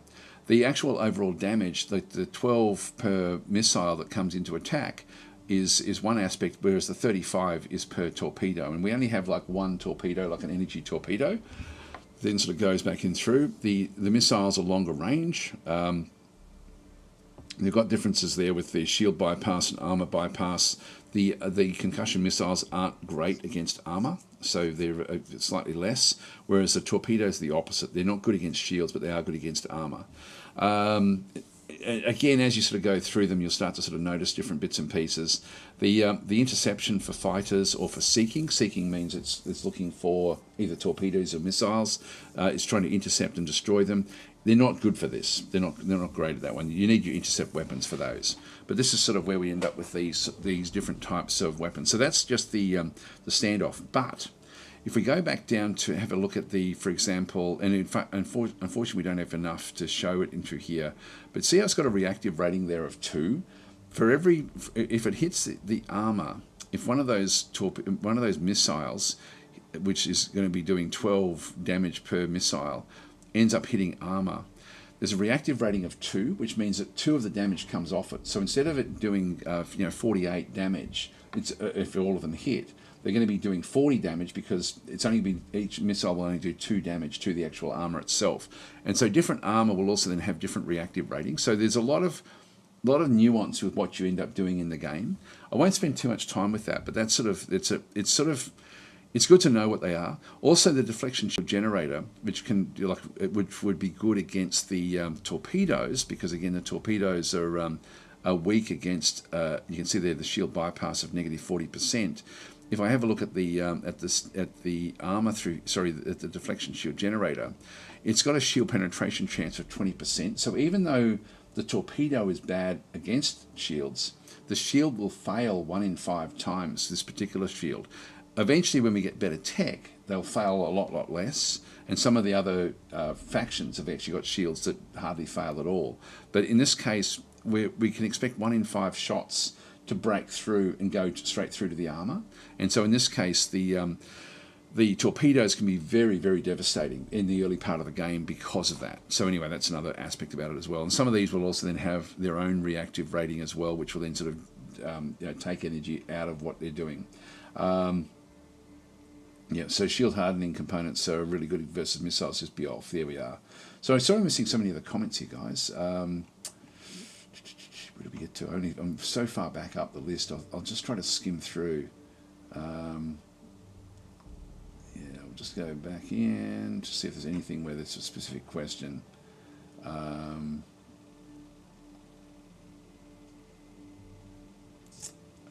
did thank Pathfinder for subscribing, so thank you for that. It's a weird Distant Worlds 2 map, yes. Shadow Empire stream now, no, we'll keep on going with what we're doing. Staying in nuclear fallout zone, need more numbers. I'll be returning, yep, that's right. So Maximilian is saying, do you have power? I'll come here. We have certainly. This is about power in Distant Worlds 2. I'm guessing that's what you mean. So we've got more than enough power here. I'll talk a little bit about this as we sort of do things. I'll go through very, very briefly how these ships sort of can be put together. Just in Shadow Worlds today, says Castanar. There we are. The world is so distant today that we ended up on a strange planet. So where did we get to? Yeah, I didn't know that Shadow Empire was on sale. Okay, Halfman saying, I'd love to see Daz play Mega Mech. I don't know Mega Mech. I know the name. I don't know if I've got it. I can't remember if I've got that one. Is that an old game? I can't. Yeah, it's sort of. I do like mech games, but but I haven't played. I'm not familiar with that one. I've heard of the name, but I can't pick up where it actually is. Fanatical is where it's 13. Okay. US dollars, if anyone wants to know. So Fanatical, I'm not sure what that Fanatical is. It must be another site as well. Marcus Strapp saying I have a question, but just joking. Okay, so no one needs to be really observant when getting keys. Yep. So I've had that problem actually. I remember getting some Call of Duty keys once from what I thought was a reputable place, and it didn't work in Steam at all. So I wasted my money. So I'd be a bit careful there. Okay, so Pro Unicycler is saying, thank you, appreciate it. I've got a few games. That was to Castanar. Castanar must have answered a few questions there. So yeah, Paradox games are deep, but they're not tactical. Whereas both these games are tactical, very, very tactical. So the actual combat in Distant Worlds is really amazing, and we'll do a bit of a deep dive once we sort of start to get into the actual fights. So Falcons are saying, does each missile do the 12 damage? By the way, guys, if you are trying to grab my attention, just do a an @DasTactic. If you're watching from YouTube or from Twitch, that will then highlight in red for me. It's easier for me to see the Twitch ones, but I do have them in there as well. Okay, so Sev is saying it's a free Mech Warrior board game made into a PC, Mega Mech, that is. What I'm going to do, sorry guys, I'm just so I don't forget, because that does sound interesting. I'm just going to do a quick Google search for Mega Mech. Ah, don't you love live streaming? So we'll just go, and I'll just leave it there. And oh, it's old. Oh, it's really old actually. I probably wouldn't, I don't know, it's sort of funny because I was playing a 1990s game the other day and really enjoyed it. There's an unofficial Battletech Java-based client there. Yeah, I'm aware of it, but anyway, I'll just leave that one there, just so I can look at it after I finish, so at least it'll be sitting there. Okay, anyway, let's go. It's a forever project, says Sev. Okay, now going back to YouTube. So we have now Michael was saying, how hard is it to learn to play Dismods 2? Is it easier or hard? Yeah, we did that one before. Okay, so there was a question. Oh no, it's okay. You guys are just talking. That's okay. Richard says from Shadow Empire against his team. Well, we only just we're looking at it. Wow, there is a dragon. So Andros saying hi back again, and me, myself, and I are saying there is a big reason to use basic fuel cells instead of fuel cells. The latter are 50% more expensive, but have only 10% more fuel. Is it? I didn't notice that anyway. I thought they were identical in terms of cost. Caston saying it's old but kept up to date, so close to the tabletop game. Oh, okay, that's interesting. Michael saying, "Want to distract Daz? Just wave something colourful." Yes, yeah, that's pretty much true. Right, let's get back to this. Let's go and fix up what we've got through here. So, filtering that way. Do that as soon as you come in to do anything to do in here. It makes it so much easier to pick, particularly your weapons. So we'll go back through, and at this stage we can have a look through the internals. We've got crew systems. The crew systems, depending on every component that we have, like this railgun, for example, here, the medium requires 8 crew, and so we have to have enough crew on our ship to be able to go and make use of that one. So the crew system is here, which has got a crew capacity of 125, and so some ships will require 2 of these, depending on what you've actually got. So you may be able to then get other componentry that doesn't require a lot of crew, whereas some components do require a fair number of crew to operate. Fission reactor is where we have the reactions back over through here. Reactors are useful for both. This is actually our impulse reactor. So the reactor here will fire. This will be what goes through. You can see down through there. The output is this sort of like this yellowy sort of color back through there, which is the output there. Then we have static usage. This is actually just keeping the lights on. And so we've got static usage. We've got engines, which are the engines, the proton engines, etc. that we actually have through there are chewing up a little bit of power. We have shields, which are not using up too much, and then we have weapons. So depending on what sort of weapons we have, etc., there'll be an energy component to them that then sort of takes that we need to have reactors for. So we've got 2 fission reactors in our ship in this instance, and we've got more that, like, even if we got rid of one of them, our impulse would be fine. We'd be able to still keep on operating with all of the impulse things. So the impulse engines and the shields and weapons would not be an issue at all. Where it does become an issue is in hyperdrive. So the hyperdrive uses up a lot of power, but in this case we've still got more output than anything. And again, the lights need to stay on. So static stays where it is. The output stays identical because we're just looking at the reactor, and then the hyperdrive itself uses up a lot of the power. So the main reason we've got 2 fission reactors is to be able to go at full speed through hyperspace, and so that's what we've got through there. The way it works is the game uses the what am I trying to say? The fuel drives the reactor drives the power, and the power is what's used throughout the ship. So without the power, you go at a very, very slow speed. Without power, you can't fire your weapons. And so this is where, if you run out of fuel, essentially your reactors are running at just static capacity is all that they really sort of end up being able to output. And so they really can't do much at all. And so in this case, you can see there the energy usage, like, you know, from if we're going at slow speed, we're not using up any energy, but if we go to cruise or sprint speed, we are. So the ships move very, very slowly when they're out of fuel because it needs that. So that's what the fuel is then used for. And so when we end up with like a thing down there, the fuel range of 200 M, which is about what we need to have on all of our ships, 200 at a minimum at this point in time. If we were only protecting like one system, we could get away with maybe 100 M, but we do need to have, the fuel is important just to keep the weapons firing. All right, so we've gotten rid of one of the engines. Now, we may put on a thrust vector, and what this one does is it sort of gives us a little bit of extra countermeasures, which is always useful. It means we can dodge a little bit more effectively, and we can then turn our ships faster. So this one's only 6. It won't really affect our speed much. If I leave the 109 there, we have a thrust vector and just click it into one of those empty areas.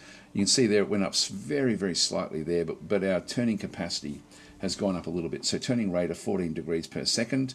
And so that works for me. I'm sort of happy enough with what's going on through there. Then we've got the different weaponry. I'm just going to go and get rid of all of these. So you'll see there it's got like 120, 19, and 19 through there. So weapons this is the maximum size weapon that we can put on. And there's 3 different sizes. I said this before. 120 is your large weapon mount, so anything from about 40 up will be large, and then we've got the anything from 0 to 19 is small, and then from 20 to 39 is medium. And so when we have a look at the actual weapons that we have, quite often the concussion missiles will be very, very close to being like in a medium mount. It's almost large, so it's almost sort of getting into the large category. The pulse wave cannon through here is 45, so it's 45. It can only fit into a 120 slot. This weapon here is ultimately going to be better for me to use on the frigates. So let's go and grab a large pulse wave cannon, not the small one. So this is still it's a standoff weapon, but it's a direct fire weapon, which means it has to be aimed. And so this is where the field of fire that we end up having through here, it's 180 degrees, which means I can sort of fire broadside, but I can't fire backwards with this weapon. And so so we're just going to go in. The other ones, these are close-in weapons. The medium pulse wave cannon, you'll see there that the excuse me, the damage per second is pretty much the same as the large. In fact, the large there is damage per second is 8.86. That one there is 8.86 as well, but the damage is only half. Whereas this one here, the damage is 40. And so it's still got 3 shots per volley. It's just that it's got a longer loading time, I think. So the firing rate is every 14 seconds. This one here is every 7 seconds. So that's why the damage per second is the same, but the actual damage that it does is much higher using the larger weapon. This is size 30, this is size 45. Let's just go with that because ultimately it's going to then do the damage. So we throw that one on board. We've got the large pulse wave cannon in there now. And again, we want to just make sure and see what sort of space we have on board the ship. So we've then got 2 other weapons that we end up having, and these are both on broadsides of the actual ship itself, and they are 180 degrees. So I definitely want to have a point defense weapon to sort of shoot down missiles or fighters. And so I'm just going to go and grab the WINs. I always like the Sentinel multi-beam, but you can always just hover over to see the difference between the different interceptor weapons in through there. But I'll just go with a multi-beam in through that side. Click on that one through there. So we're up to, we've now got 21 points left over in what we're doing. Now I could either try to tweak, if I wanted to get like a medium pulse wave cannon, which is size 30, it's going to take me over the size limit of my craft. So that would be a bit of a problem. I would then need to sort of maybe reshuffle a few other things. The deflection shield generator, the standard armor. I could get rid of, these are size 15, I think. they're size 15. So I could play with those and sort of and bring them backwards and maybe have 2 armor with 1 shield. But let's leave them where they are. And what we'll do is we'll go and grab the instead we did actually steal the plasma blasters, which are only size 20. So I can get a medium size if I go to the pulse wave cannon versus the plasma blaster. So I'm looking essentially at the plasma blaster is the Boscara weapon, which is a very similar to what we actually have. You'll see there that it does more damage. It's got a higher damage per second as well, so their particular weapon. As we get down, most of the weapon countermeasures, point blank accuracy, maximum range accuracy is fairly high, so they're actually all fairly good. The range of our weapon is much longer than theirs, but and the damage fall off also is much greater. Like ours is better than theirs in that sort of sense. The armor bypass, we have much better armor bypass on ours. They've got +30, we've got +50. But overall, the size here I think works out fairly well for me. So I'm just going to go and grab a plasma blaster weapon and put that on the other side there. So I'm just going to go and throw that one there. Hang on, why is that not doing it? Plasma blaster. There we are. So we've got the, hang on, that's point defense. God, I just keep on screwing these things up. Plasma blaster on that. Oh, hang on, that's only a small mount. So I can't do that one. I have to use a small weapon here. In that case, I'll use a pulse wave cannon there. I thought it was medium. So that's just squeezing into medium. So I can't actually put that one on there. Look at the large pulse wave cannon there as well. So I'll just call this one a pulse frigate. So again, what we've done is we've changed that to aggressive, 2050, and that's pretty much where we need to be with that one through there. The last thing I'd like to just double check is I want it to just go to the latest design for the hull, not for the largest hull. It just means that it always will stay within these pulse frigate type settings. We'll probably want to change it eventually, but we'll just do that one manually. So that's pretty much it. So I'll just save and exit that one. That's now gone to manual as well.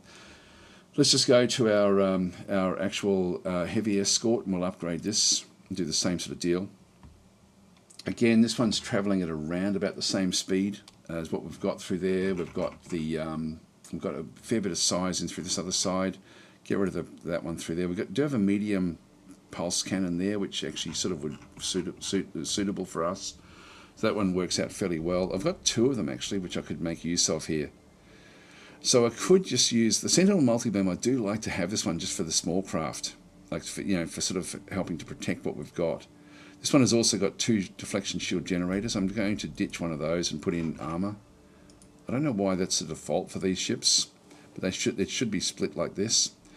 I could go with a second medium pulse wave cannon if I wanted to. I certainly have the space for it. Might be able to throw a thrust vector in there as well. It's sort of tempting. The trouble is though that it just can't. It's good at targeting other ships, but not good at intercepting fighter craft. Yeah, it's not terrible. If we have that one selected and then just go to the Sentinel multi-beam. So the interception there, you can see there the damage per second for intercepting fighters and seeking. Now we're playing against the Deorts. What are they likely to bring? You know, I'm thinking I think we'll just go with a second pulse wave cannon. So we'll just put in 2 mediums there. And so I'll call this one a pulse escort. And so that will then sort of get us through there. And again, media aggressive, 2050. I'll make this one a close escort. So I'm just changing its basic position, but it will change its own thing anyway. Latest design for the hull is going to be the for the hull. I want to go that way, so it's just make sure that it stays with the pulse escort. And so we'll save and exit that one. So that will then sort of work. I won't worry about the other designs. I'm just going to leave them where they are. So we have 0 left of those. Now we do actually have the fuel tankers and the transports and things. I'll just leave alone. So I won't bother doing any other designs in through there. So we'll just go and close that one off.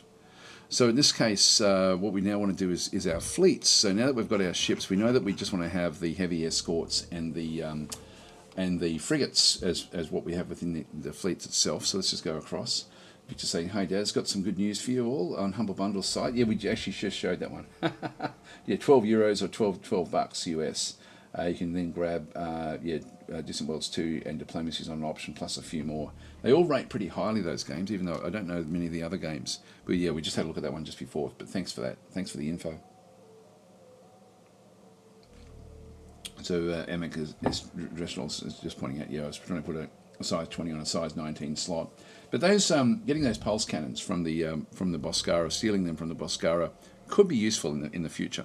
Right, let's go to now. The easiest way to manage your fleets is not to let the AI do what it's doing at the moment. We're going to go into the military tab. This is our fleet templates back in through here. We start off with 4. We can always add more, so we can sort of add in different things, but the roles will only ever be attack, defend, invade, or raid. So any fleet that you build has to have that role, which is fine. The thing I like to do is just go through each of these initially, just go into edit and change trim excess ships enabled to disabled. That way I can over strengthen a fleet if I decide to. So I'm just going to go that way, and I'll just exit out of that. Now we've got pretty much one of each of these, I think. We haven't got a raiding force yet. So just go to edit, click, and then escape, invasion, escape, and raiding force. Do that one there. Right, we'll go back to the attack fleet. This will be an important one. The roles have different things that they do in the game, and we saw that where there was like circles with different colours around different areas. I think we had 2 defence fleets and 1 attack fleet and 1 invasion fleet, and the invasion fleet was going off to automatically invade. So when we set up any of the actual defaults in through this other area, we're setting up for when we build a new fleet, but also when we manage a fleet. So if I go back to my attack fleet, which ultimately is supposed to be a big fleet, and maybe what I'll do is I'll just quickly, as we do each of these, I'll just go through and pick up the different fleets. So the third fleet is an attack fleet, but there's only a handful of ships. We've only got 8 ships in this particular fleet, including a couple of tankers. But this should be a large fleet for us to really push our power out into the actual into the galaxy. We've got a fair bit of money, so we can sort of certainly top these things up, but we'll just go through bit by bit. In this case, we've got 1 heavy escort, 4 different frigates in through here, plus another escort here that we picked up somewhere in space. So we found that particular escort. And so in this case, it says here, top up with ships, and yet when we saw in through here, the fleet template is saying there should be 30 ships in this particular fleet. If I go to the attack fleet and go to edit, you'll see there that there should be 10 frigates. There shouldn't be any actual escorts. It's just trying to fill in the gap by putting escorts into here, but there's no escorts in here at all. 2 fuel tankers, I'm happy enough with that. I'll leave that one there. But we don't have carriers, we don't have battleships, we don't have cruisers, we don't have destroyers. We've only got frigates and we only have escorts. So I'm going to go and add in an escort in through this other side. I'm going to go to the latest design of the heavy escort. So this is going to be a heavy escort. This one here, the frigate, will be the latest design from the hull of the frigate. So I'm just being very specific. Fuel tankers I don't really worry too much about. So with the escorts, I probably want to have even numbers of each of these. And initially I don't need all that many here. So I'm probably going to go with, say, 6 and 6. So let's just go this way initially. And so that will be our attack fleet. And then we actually have the fleet engagement range. I'm going to make these fairly small because maybe even 50M or even 100M. We don't need to go very far with these. So let's make it, say, 50M initially. And so this is for the defaults when we build a new attack, like if we go and construct a new one. This is ships reassign positions in the fleet as required. This is that positioning of the core, the close escort and things like that. So they're going to take over control. I'm happy enough for that to happen.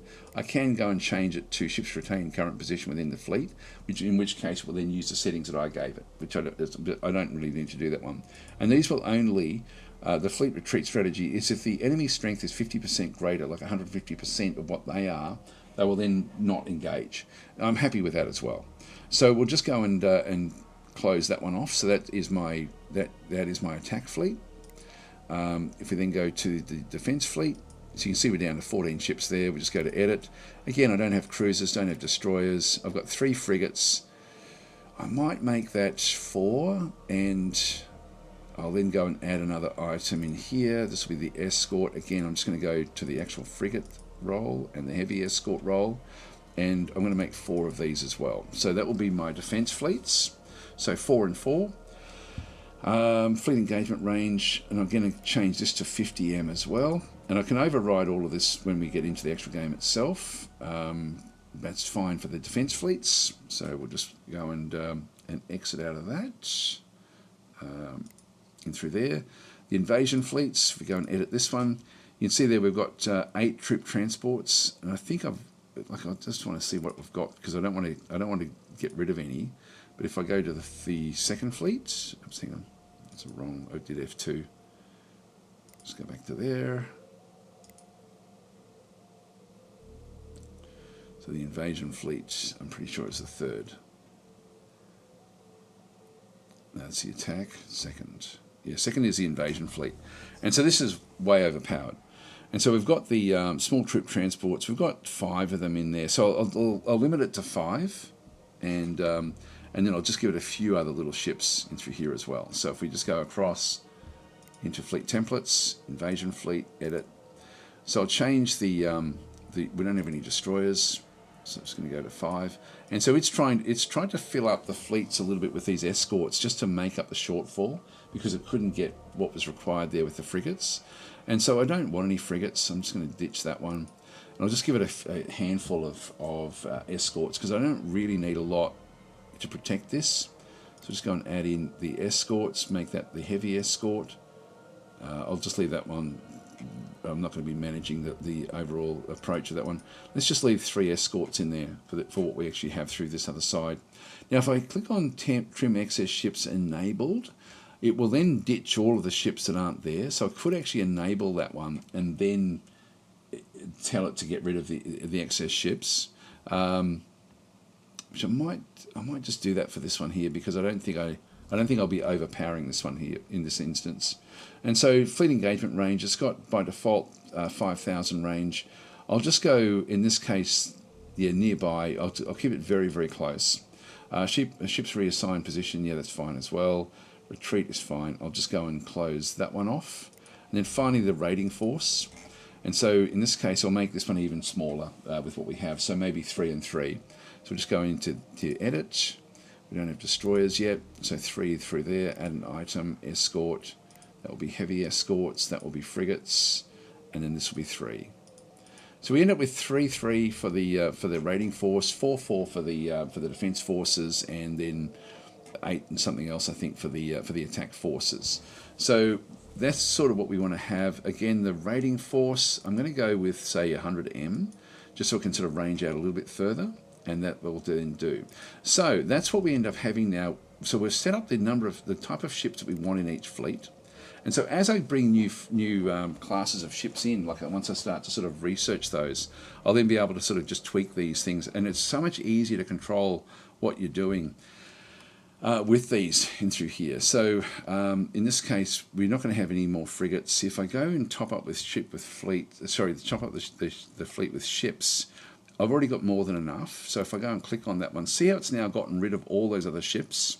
So it's now just left me the 5 and the 3 that we had there.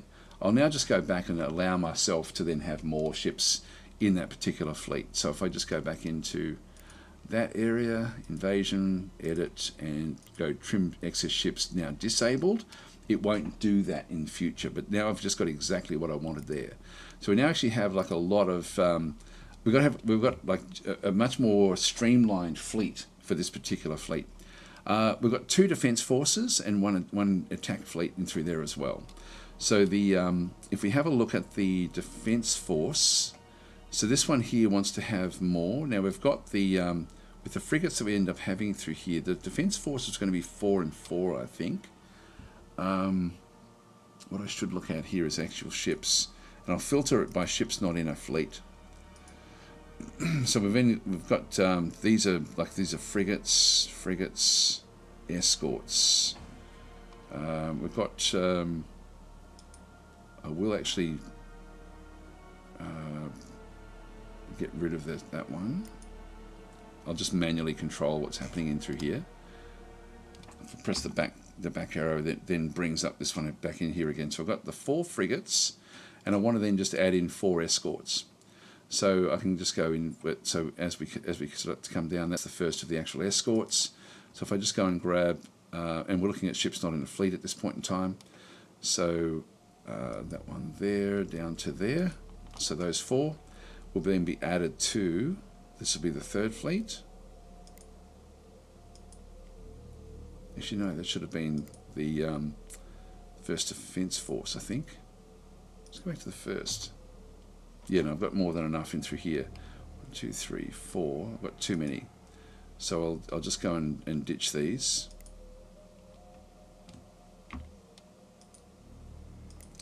So we'll sort of just, we'll completely reorganise our fleets. It's going to be a bit of a mess for a little while.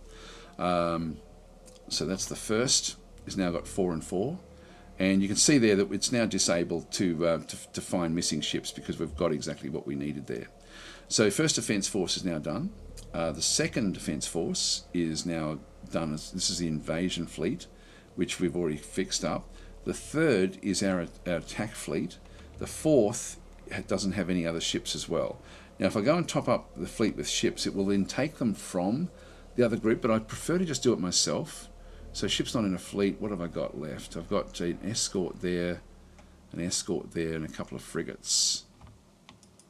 So I'm just going to go and add those. So this is the 4th, wasn't it? So we've got that one through there. We've still got another fuel tanker, which I'll just leave out. So that just leaves me with 2 frigates, which aren't part of a fleet. And so I want them in the 3rd. And so they can just join in with the 3rd fleet. And so that's my main attack fleet. And so I've only really now got this other one through here. So as I go through each fleet, the 1st fleet is a defence force, and that is ready to go. The 2nd is my invasion group, and that's ready to go. The 3rd is an attack fleet where it's only got like 1 escort with a fair few different frigates, and we need a bit more in through this other one. So this one is not ready to go just yet. It requires a lot, more. But let's go and just get, before we start to get it to build more ships with this one, we'll just get them all retrofitted to start with. The 4th is also just needs a few more ships in it.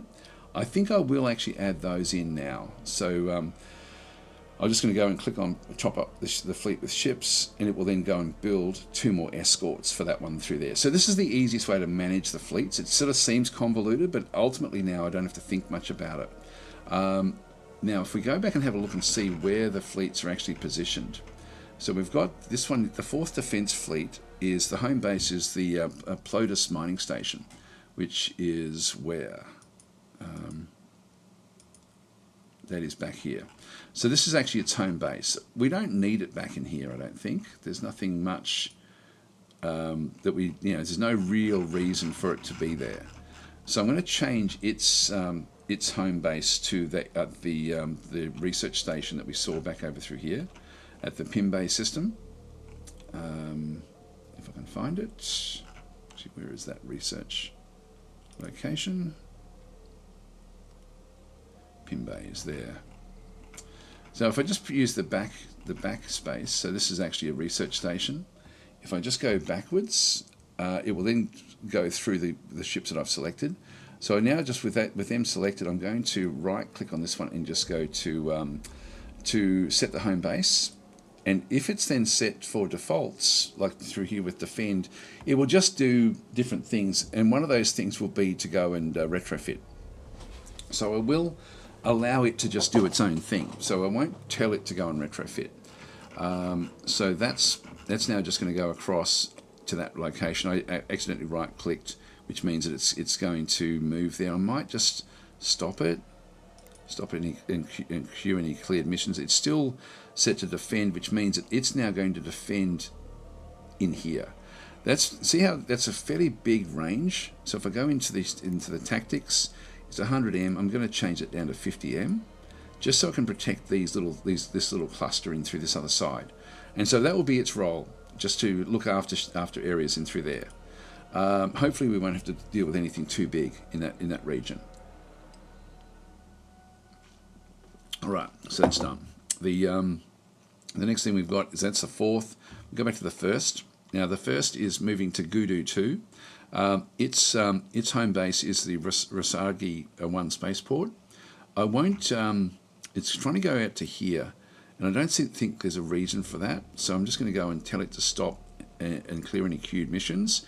It's got no mission now. I'm going to tell it to retrofit. So we can only really retrofit back at the home world.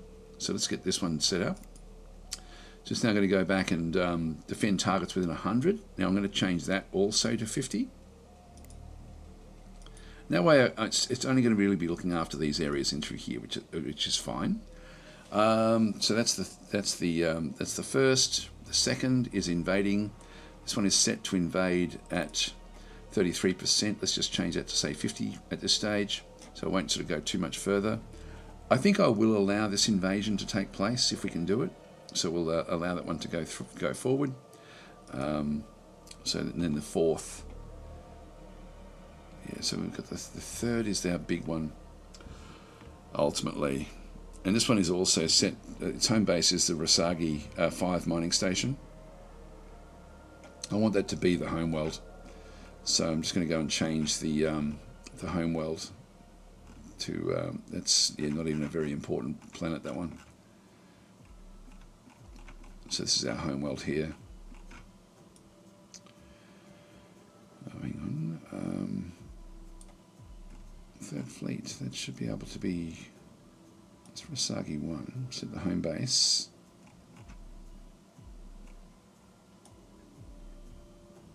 Yeah, to just that spaceport. So that will become where we end up going. We've got our admiral in this particular group, and we do want to ultimately get this one fleshed out. I'm going to tell it to also just go in for retrofits. So it's going to come back in to retrofit at the home world. And so they're all also back over here at this point in time. So we're sort of all over the place. All right, let's get into it, I guess. So we've now got all of that done. I'm just going to make sure that the timing is just going to be sort of fairly basic. We've got a war mission to defend an important colony, so we need to analyse the situation in our war against the Deorts, looking for tasks, and so Rasagiri 1, we need to defend it against attack. So that shouldn't be a problem. That's been assigned already, so we've sort of got this war mission here to go and do this one. So we've got 4 years we have to defend. Riches from the deep, so intuitive sense of our deep native ocean wells has helped us to discover a new resource in our colony. So we've got equestrian skin, that's good. Just go and right click on that one. War against the Deorts has been, so we declared war against them. So there must have been something that happened. I'm not sure what would have happened through there. New spies appeared in through there as well. We got dismissed one of our other spies. We did give them a gift, and then we ended up having mission complete. Our agent Tenshik Kandusa has evaded detection after successfully carrying out the mission to steal research information on Hive starfighters. So this is from the Gizarians. This would be pretty cool actually if we can get this, because if we have a quick look at the tech through here, we don't have a lot of it yet. But if we go to the starfighter area, which is here somewhere, isn't it? Yeah, starfighters. And so we've started to steal this research from them. And so they've got like a different type of small hive hangars and so on and so forth. They're quite good with their small craft. So stealing that ultimately would be fairly cool. Anyway, let's continue on. So we haven't got anything else queued up actually. I might just go and queue up something else. The one I like to get usually is the where is it? The planetary governance, which then allows us to get better money. So I might just go that way. I'll just pay the cost, and if we have to then shuffle it backwards, that'll be okay. All right, let's unpause and just see what develops.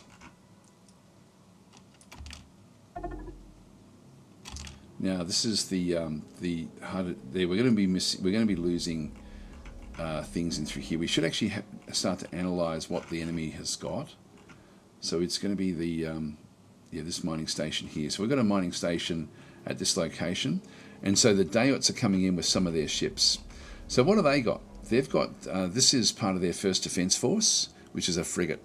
And we can have a look and see what it's actually got. So it's got it's using Epsilon torpedoes, which we saw there before, Maxos blasters, and buckler repeating blasters as well. So it's using mainly torpedo weapons. We can actually open it up. It's got 3 engines, and we can see that it's travelling at 73. So we're faster. It does have 270 degrees in through there. It's got 2 Maxos blasters, so it's got a lot more weaponry than what we've got. So the Maxos blasters have got, again, a wider range. They've actually got some good ships, the Deorts, and then we've got the Epsilon torpedo, which is over here, actually. They're using the Epsilon torpedo over there. The buckler is in the middle there with 360. We don't even have a 360. Maxos, and then they've got a Maxos blaster in the middle there as well. So they've got a real big combination of different sorts of attacks and defences there. So their overall attack is stronger than ours, but the ship itself is slower, which is not a great problem. It's got it's got the same, pretty much the same as us there. So that's going to be difficult. It's got heaps of fuel cells. So this can go a long distance, nearly 400. Alright, so it's going to come in and destroy this. We're not going to be able to do anything about it. So you can see it's torpedoes. This is the torpedoes going in. We're trying to hit it back.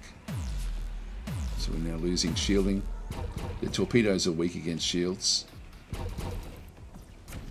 then use the blasters.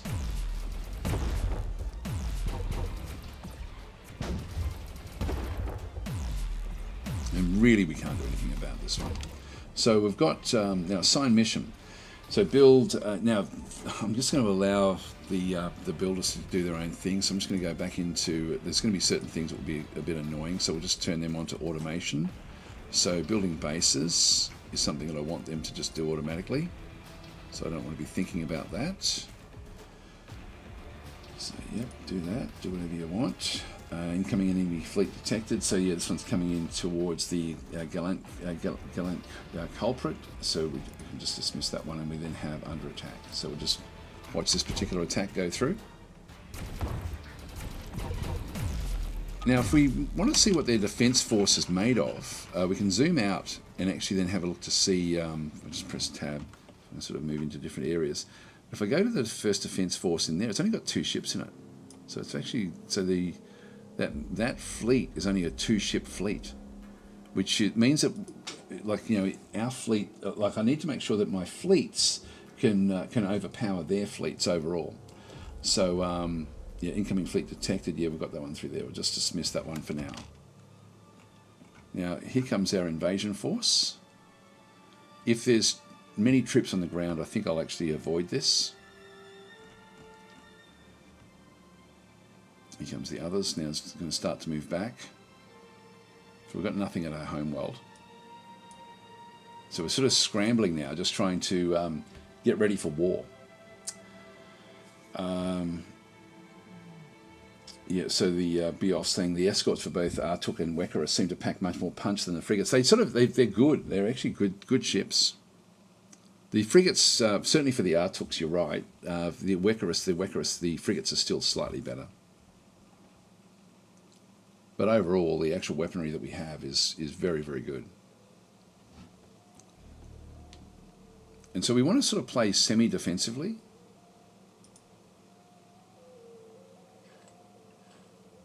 That's been disabled, so we need to get it repaired. So we'll then try to make its way back. Speed is currently 0. So they'll be trying to repair their own ship.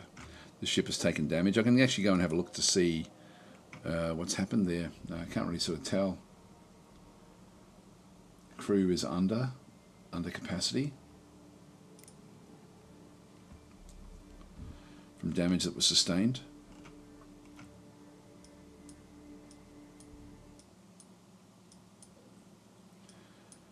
Here we go. What can we see here? Now, before we go in, there's at the moment there's actually there's a pirate raid going in, and there's only like we've got a Deort armor group in there as well with a defending general. So there's a couple of Deorts on board. There's a general there waiting at Cantrell 4 and another one there as well. So we're going to capture 2 generals. This is actually worth doing right from the very, very start. So we're coming in. There's a pirate raider back out through here, which is also invading the planet, trying to... in fact, that's disabled. A fleet destroyer. Well, we'll do the invasion, then we'll try to capture this ship. There's another ship over through here. Which that one? That's Blackstorm Council. Actually, no, the Blackstorm Council is a friendly pirate group. This here is the is also the Blackstorm Council. So they're trying to raid the world. But we'll actually come through. There's another one there as well. So that we're actually paying these pirates. So we sort of want to avoid them if we can. Do the invasion.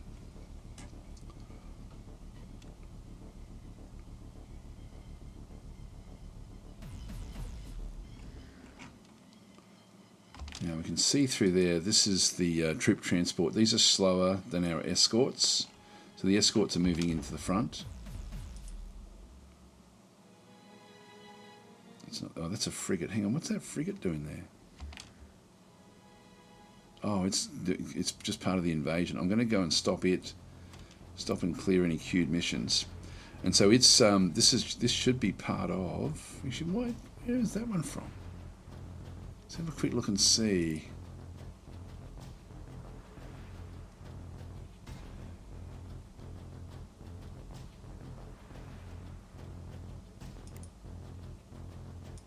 Pop it into the 3rd Fleet. I'm not sure what that one's doing. Let's just go to frigates. We should see a little in brackets against every single ship. Yeah, which there is there. Let's just go to escorts now and have a quick look.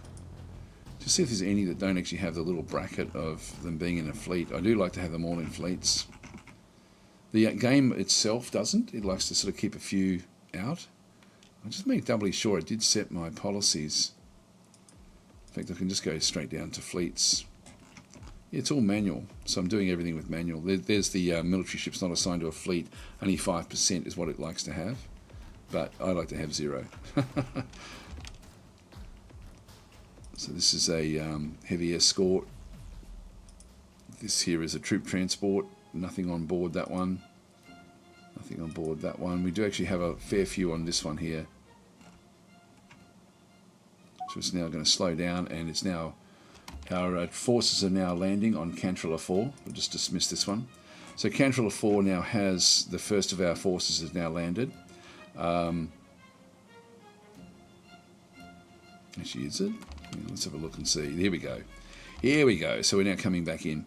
So we can see through here that we're actually now the pirates are still here as well. And we're invading as well. So we're invading in through this other side. They're trying to build a 33rd Robo Guard force, which is a Xenox force. They've got one of their Octomech brigades that came initially to take the planet is actually damaged. It's fairly badly damaged, so it's not going to be able to last. We've got overwhelming odds already, even just with the 3 that we've brought in. They've got the armoured breakthrough, and they've got space control because they have this base out through here. But overall, you can see the numbers here are really favouring us, and so this is going to be fine. Just wait for these to go in. Here we go, we've got even more on the ground now. And so we'll be pushing these back, destroying this particular unit, and then we'll capture those 2 generals. And I think we'll take them back to our home world. There we are, colony conquered. So we've actually now taken over this colony. So we'll just go and dismiss this. Now we're going to need to protect this one. This is going to take a little bit of time and effort to look after this. So you've got Cantrell 4 there. So instead of saying for the glory of squid people, take this planet. Yeah, so this is an ice world with a Xenox on it, but there's no Deort presence here. So in this case, I'm now going to change the fleet that we have. the this is the second fleet, and I'm going to change it from being invade to manual because I don't really want it to do anything. It's still got 20,000. Sorry, it's still got 4 infantry groups there, and so it's picked them all straight back up again. But I want to keep all of them here. So there's one that's it's building it, so it's still building that one through there. We do actually have these generals which are imprisoned, so I'm going to go and set them up to transfer through to the second invasion fleet. So that one should just be automatic. Actually, I'll just transfer it back to Rosagiri. It should be automatic. I'm not sure why it's not doing that.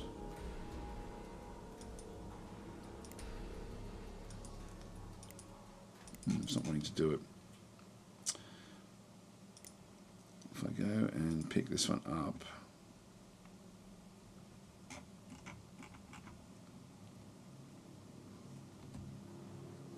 yeah, I'll keep them where they are because we can use them as bargaining chips. This certainly puts us in a very, very strong position here already. Troops destroyed. Maybe I've just got to wait a little bit until we sort of settle the planet down. But in this case, what I do need to do is to move the troops that are on board the second fleet and just land them back into the actual into this area. Unload troops at Cantrilla 4. I want to keep the general here though. What does he do? He's not terribly good at most things.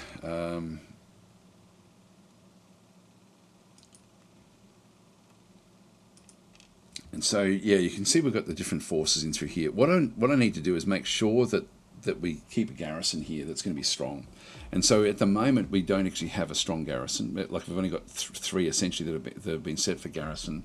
To override what the AI is trying to do, because the AI is trying to now use the invasion forces to go and pick up more troops. And I want this to be very, very well defended.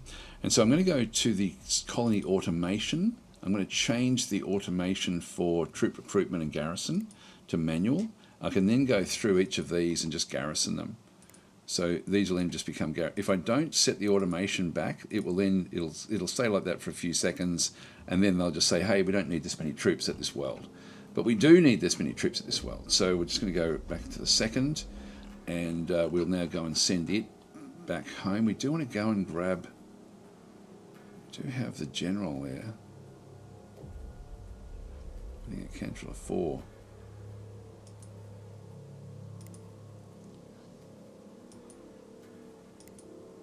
Yeah, that one's transferring. All right, so that one's there. We'll go back to prisoners. So these 2 generals.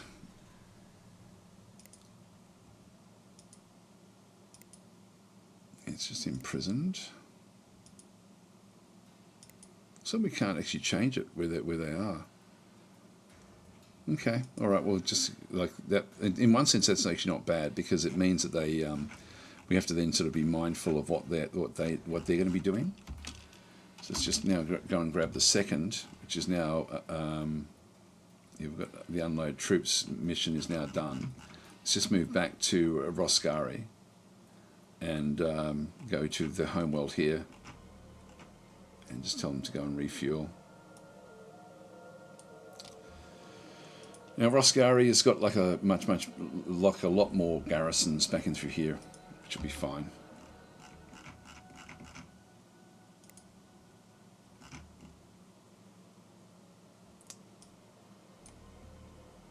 So at least we've now got this sort of like these core worlds under our control.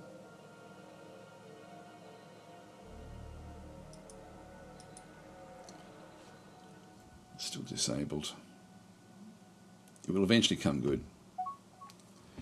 Build ships. So this is a suggestion. Wants to build an exploration ship and a frigate. Now, I'm happy for them to build the exploration ship, but not the frigate at this stage. So, in fact, I might decline both because we need to go back and start to fix up all of our fleets. So the first fleet is coming back in.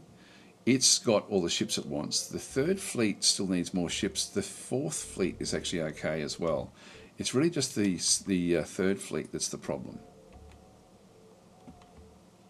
which is my invasion fleet. So on my attack fleet. So I'm just going to go and top this one up with more ships, and so we end up with more heavy escorts coming into this particular group. So we'll allow that to happen, and we possibly will go and get another fleet as well once we get all these things built. Again, we've only got the one building location, so we have to be a bit careful there.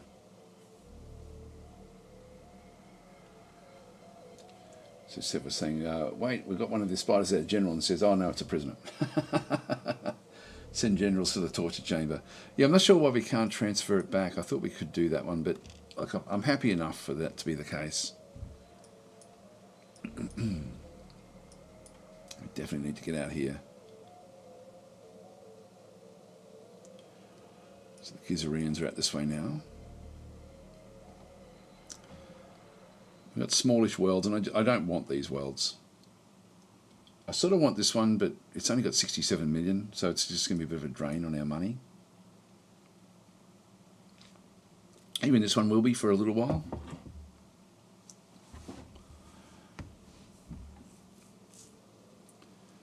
So we've just really got to get our military established. Like this one here is coming back to retrofit. That one's coming back to retrofit. That one's coming back to retrofit. So everything is coming back in to fix themselves up to the new design that we have actually got.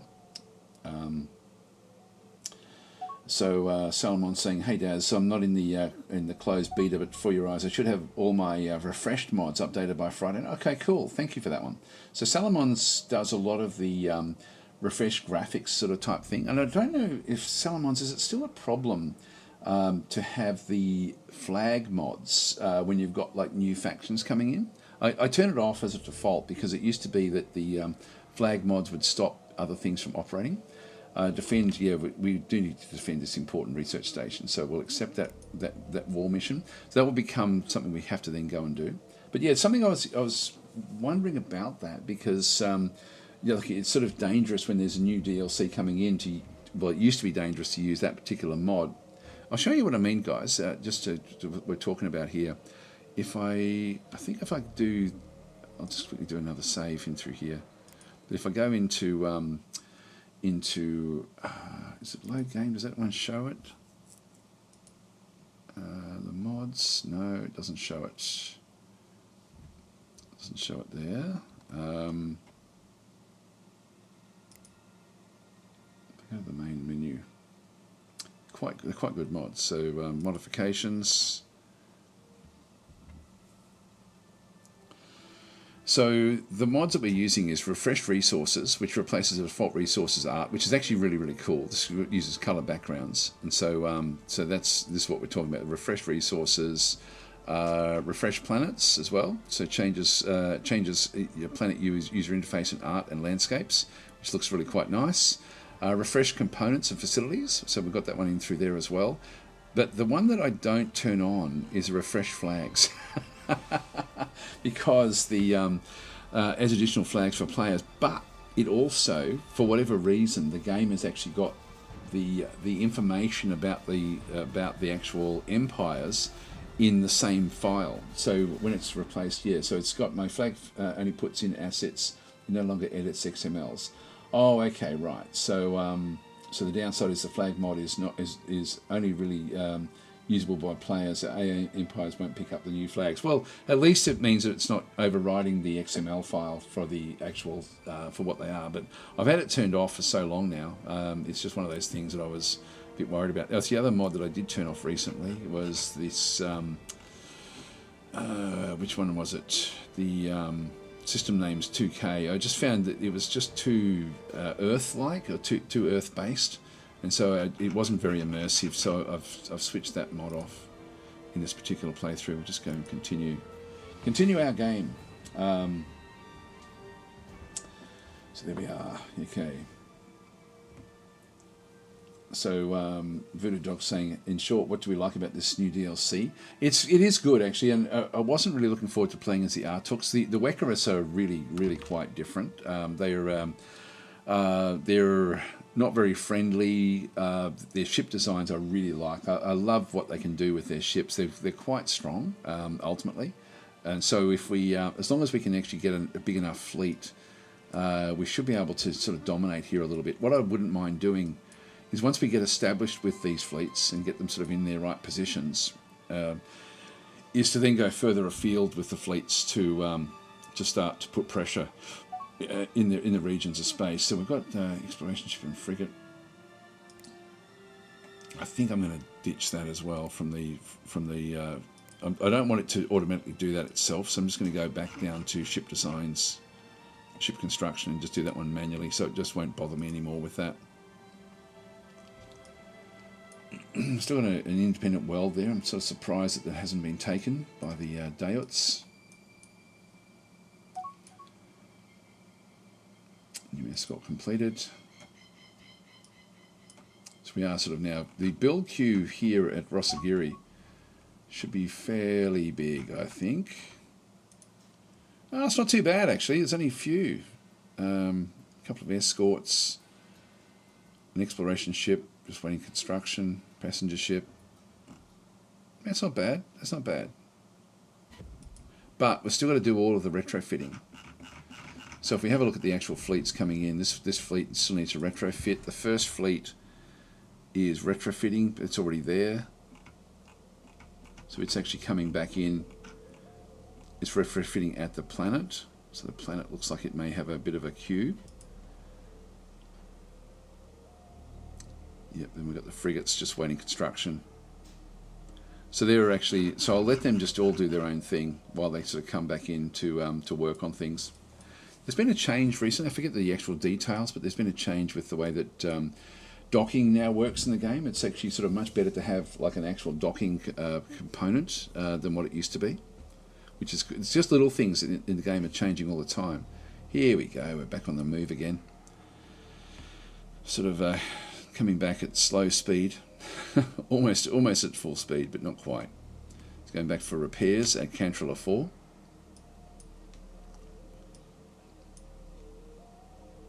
Money-wise, we're doing okay. New escort can now completed, so that's now fleshing out the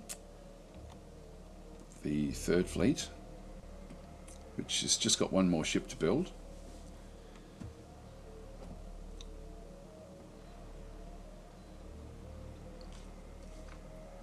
Now the attack force, you can see there, we don't have it, there's no assets of the enemy anywhere close to where we are there.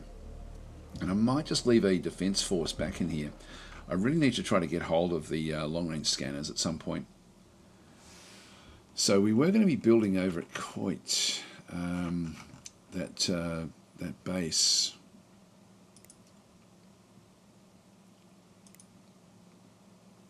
Yeah, we're trying to build, but nothing's been queued up there yet. Got to be careful that I don't, use up all of the different resources. If we have a quick look at our resources again, we can sort of see that Kaizen crystals we don't have a real lot of. We don't have any sources, but we don't have any mining operations, but we don't really need that one. This one we're down to only 6k here, so this is just showing up as red. So we do have shortages there with polymer. 6k there is okay. Any other shortages? No, everything else seems to be okay. A little bit with Caslon, but the Caslon is sort of, we are picking up the Caslon. So the polymer is actually the thing that's going to slow us down a little bit with different development. New escort completed, so we've now got that one. So this is now the third is now pretty much ready to go. It still wants to retrofit. Yeah, so it's still retrofitting at Rosagiri 1 spaceport. So it's actually just, and you'll see there that some of these will then just sort of flick across. It's under construction, 93%, 96%, and then 100%. Now we need to research new technology. This one wants to research the accelerated projectiles. I really don't need that, so I'm going to decline that one. I don't need to accept these missions. So Nair is just inside the limits there, but I'm not going to worry about it. That's what we have. I'm uncomfortable that we don't have anything back out here yet. Everything has to come back in here to do any retrofitting. Eventually, Cantrell will also then be a planet we can do that with. So far, nothing's really happening back into here in Boscara space, but that's only a matter of time before they become aggressive. All right, so I feel that we're sort of now starting to correct things, but everything has to come back in for retrofits. Let's just go back to the third again. Still retrofitting. If we have a look at some of these ships, that's a pulse frigate. Pulse frigate, pulse. Actually, that one looks like it's still, that one's under construction. That's just being retrofitted to the pulse frigates. That one there won't be retrofitting. It's a Frankfurt design. That's a frigate again. It's a Hingen, which will need to retrofit.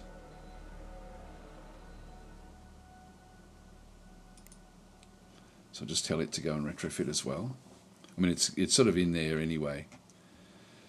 Then these are pulse escorts.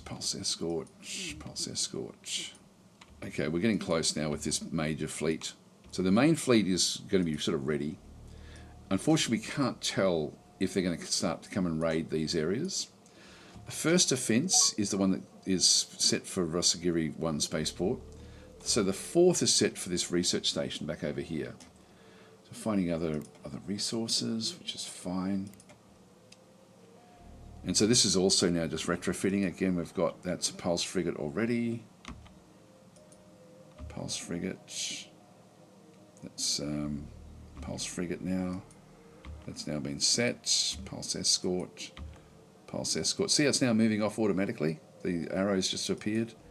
And so I didn't tell it to do that. The reason it's doing that is because it's set to defend, and its homeworld is set to the Pembe research station. So this one here, it says send the third fleet to prepare an attack near 2 of the Deorts surveillance oligarchy at near 2. Now I'm going to decline that mission. So this is actually wanting to go in and actually sort of push its weight around. I'm not really ready for that yet. I want to get at least one more defense fleet into this region of space, I think. Now we've got the third fleet to investigate reported threats. So we've got some sort of threat over through here. We don't know what that is. This is at this location. Yeah, there's something else in here. This is for the third fleet, which is actually our main attack fleet. It's so close, I think I'll actually allow this to go off, just while we've got other things. So we'll assign that mission. And so they'll then go off and attack whatever that is that's in there. There'll be some sort of space creature. I think they've gotten rid of all the other space creatures that were around in the lead up.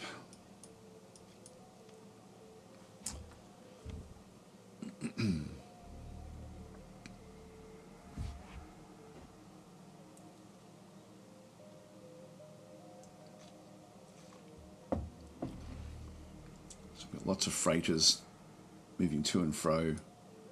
There, here goes the third. With Admiral Sev. Actually, did the third have... Admiral Sev's not there. Did I not set... committing the first offence?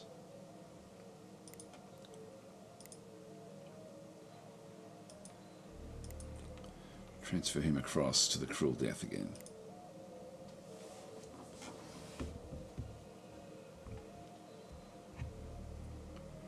What are you coming in to build? Look, that's really not a good idea.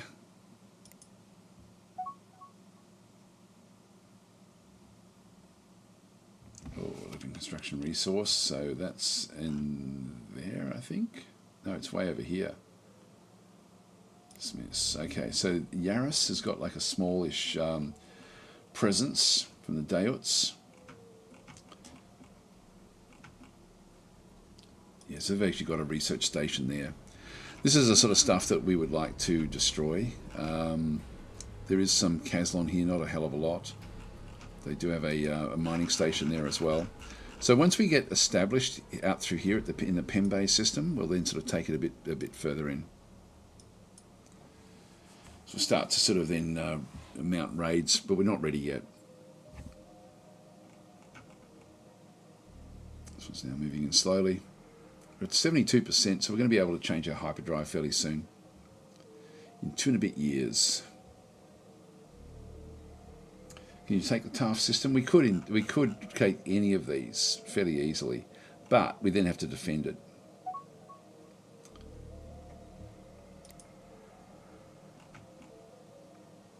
We certainly want to be building there for some reason. I'm not sure why. I need to have defence in that region. This one at least is coming back out now. Okay, accept war mission. Capture enemy research station. Yeah, we can do that. Let's do that. Okay, so we'll. So we need to, in that case, what we need to have is the second needs to go and do the capturing. So they've got like a the ability to actually do the capture. So let's go and set up where we actually go and refill. Now we've got refueling there and there. So we'll come back into this station and just tell them to go and refuel at Pen Bay 5. I've got one defence through there. The attacker's going in here now. So let's go and see what we're up against. Some sort of Gravelix, I think. Yeah. Now with their fleets, I should actually, one thing I should also look at with the actual fleets, you can see that this is a big fleet that we end up sort of having here. We've got some ghost ships that have appeared. They may have come before because we don't have a message. So I think these may have come at a previous time. And so these are sort of like ships that just float around and sort of help out. So we've got a fair few of these. We're sort of like almost like a Lovecraftian sort of Cthulhu type faction, really. That sort of is the way that we sort of operate. So we've got some fairly unique things that happen, and ghost ships are something we do end up getting. So with the fleet that's now coming back in, I'm just going to tell them to with this third fleet to just go and set the where we are to tight, just so that we end up sort of staying fairly close. But what we want to see through here is we don't want to see ships moving too far ahead of each other, which is fine. So this one here is also just traveling at 141. This is very, very fast. So we will ultimately end up being the ship in front.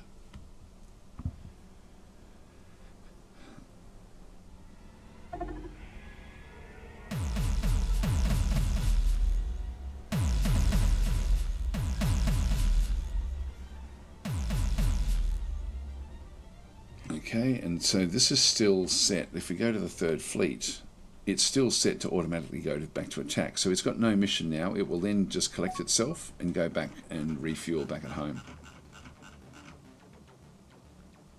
Oh, where's that? This location. So somebody's already here.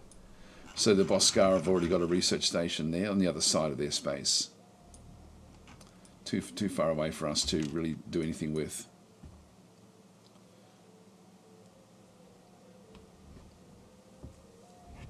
So far we're doing pretty well in the war.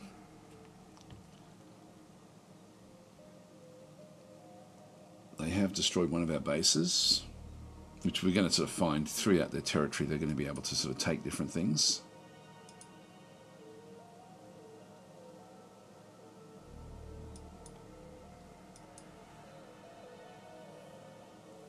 So third fleet moving in. So Carter was saying, do you need a good PC to play this game?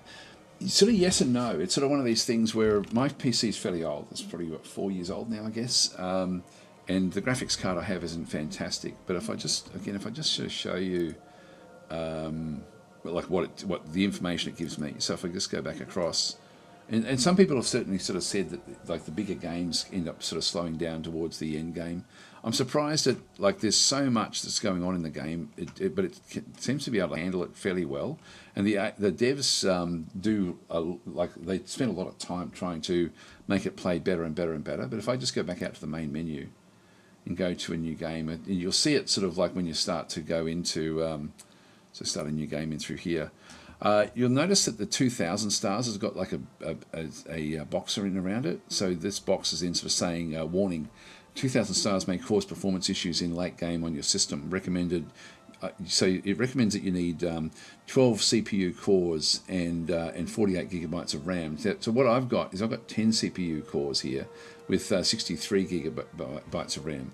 It doesn't tell me what the others are for the lower amounts, but I'm playing with 700 stars, and that's heaps. So you don't really need the 2,000 stars, but you can play, I can still play with it. It's just that I've got slightly less CPU cores. So so Caston's saying I need a 4,000 star system then for my 128 gigabyte. Yes. So Carter was saying, did the new DLC come out already, or is it will it be soon? Because I bought the bundle on Steam today. Okay, that should be any day. I don't forget when it actually is. Let's have a quick look. I've got an advanced version, and I'm thinking it's not out yet because the version I've got will expire on the as soon as the game actually is released. So if we go back across, have a look at Wekkarus. Yeah, coming for me the 4th of April. That's tomorrow. So the game is coming out tomorrow. Essentially, that's the 3rd of April for me right now. So yeah, so in 1 day's time. So it'll be 24 hours or 19 hours. There we are, 19 hours before before the DLC. So at that stage, I'll need to ditch my like the ones that I'm playing, and I do actually have the replacement key, but like my version will then expire tomorrow. But we'll still be able to continue on. So I will be playing this tomorrow as well. So I'll play this one for the launch. So we'll sort of continue on. So from where we sort of leave off today, we'll just go and continue this one.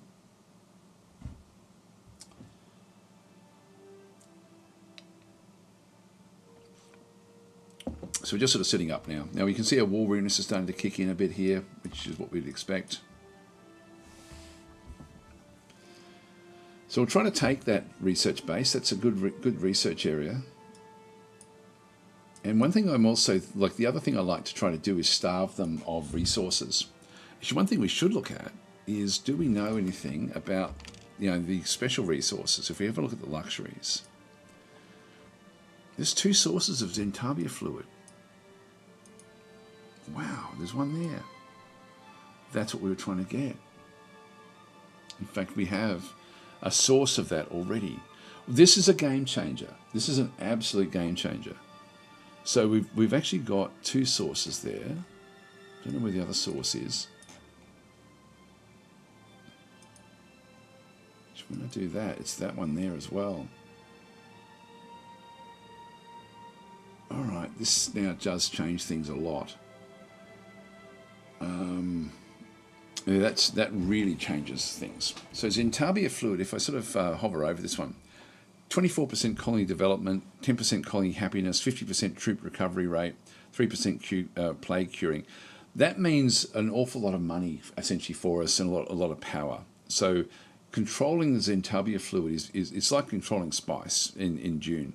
Now the other ones that are the big ones, like the Loris fruit, we don't know where that is, and we don't know where the Caribbean spice is either. So, but this is possibly the only real place where Zentabia fluid actually is. And so this war is actually is very important. So no wonder we've been trying to keep on building things here. This is actually fairly major. Carter was saying, I saw you looking at the Shadow Empire on Steam. Good game for me, and also playing it right now. There we have a couple of you are, I think, playing, or a few of you are playing Shadow Empire. So Fireman says, you're in the future. Yes, I'm a day into the future, but the day I get them a day late. So it is still only 19 hours for everybody to get the DLC before that becomes available. So tough. Where is that world?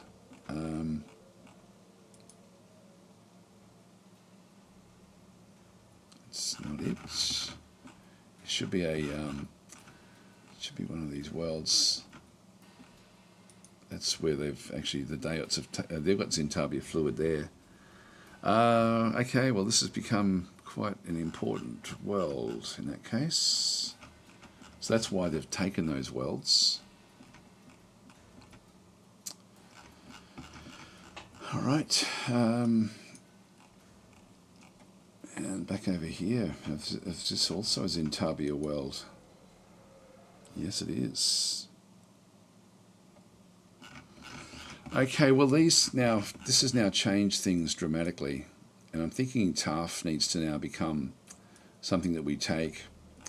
Let's go back into the home world and change.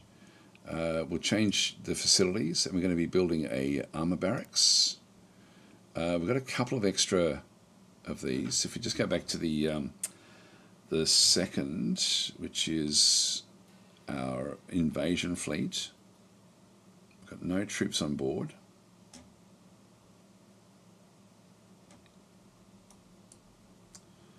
We need to load more troops here. We need to build more troops here. So I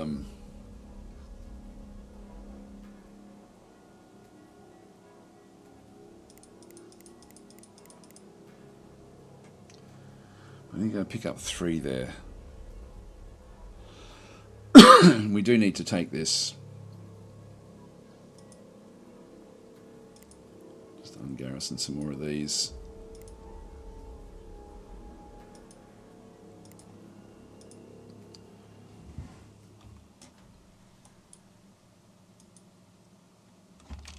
Just unpause. We're still coming back. So this third fleet is now moving across. So we'll set this one up over here in the TAF system. Yaris is actually sort of probably really where we want to be, and we don't know exactly where they're established. There's a pirate base there. That's the Deorts pirates backing through that other side. Everything's taking a long time because the hyperdrive is so slow.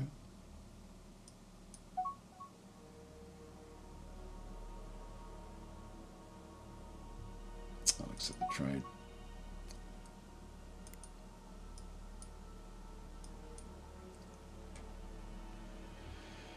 We really need to get another fleet. What's the first up to now? So the first is ready to go. I'll keep them back at home. Second doesn't have any yet. That's still coming back to home as well. Yeah, we'll accept that treaty. That way we're not paying for them anymore. Yeah, to get hold of that Zentabia fluid from both locations would then starve the Deorts from that as well. But then we really have to protect both those locations. So I'm thinking we end up with maybe another defense fleet. I've got a bit of money, but not a hell of a lot.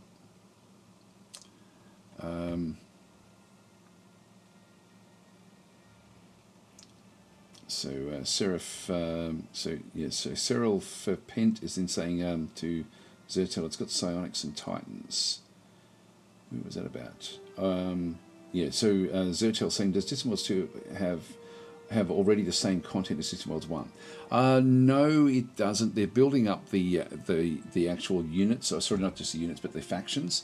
When they build a faction in the game, it's really quite involved to build a faction. Like, it takes months rather than like it used to take a day. They used to say back in Distant Worlds 1, whereas now it takes an awfully long time. Each faction is extremely unique in the game, and so I think there may still be 1 or 2 factions that still need to have a little bit of a refresh, but they're incredibly unique in terms of everything about them. Like they've got different, even the government types are different now. So it's very, very different.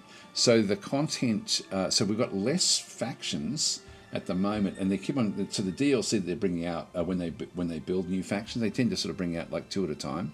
And so there's be more coming, I think, at the end of the year. They're also bringing out the pirate faction. The pirate way of playing isn't in here yet. So shipbuilding is also totally different to Star Mage. Star Mage is, of course, Larry Monty saying, with the new DLC, it has 13 playable factions plus Chekturi. Pirates will be another DLC coming. Yes. So it really is. It's very, very different to play. So, for example, in the base game, in fact, if I just go into the Galactopedia and it will have to start to wind up fairly soon. We didn't get a real lot of gameplay done but we've got everything set up ready for tomorrow. So tomorrow we'll be able to sort of then hit this war running pretty hard. We'll try to sort of capture the Zentabia fluid. Probably try to take both those systems actually if we can defend them. So when you come back into the Galactopedia, this will also be getting a bit more of love and attention, I think, in coming months. But if you go back to the alien races, so some of them aren't in here yet. So for example, the Shandar aren't in here, the Securans aren't in. So there's a fair few that still have to come in. The Nexilians, which I just think these are ridiculous. I actually hope they don't bring these in. So these are T-Rexes with laser attachments to their eyes. I don't know why they're there. Kydians aren't in. I really used to like the Kydians. So a lot of these have still got the same graphics from Distant Worlds 1, because they can still have you can still actually have independent worlds of these of these different groups.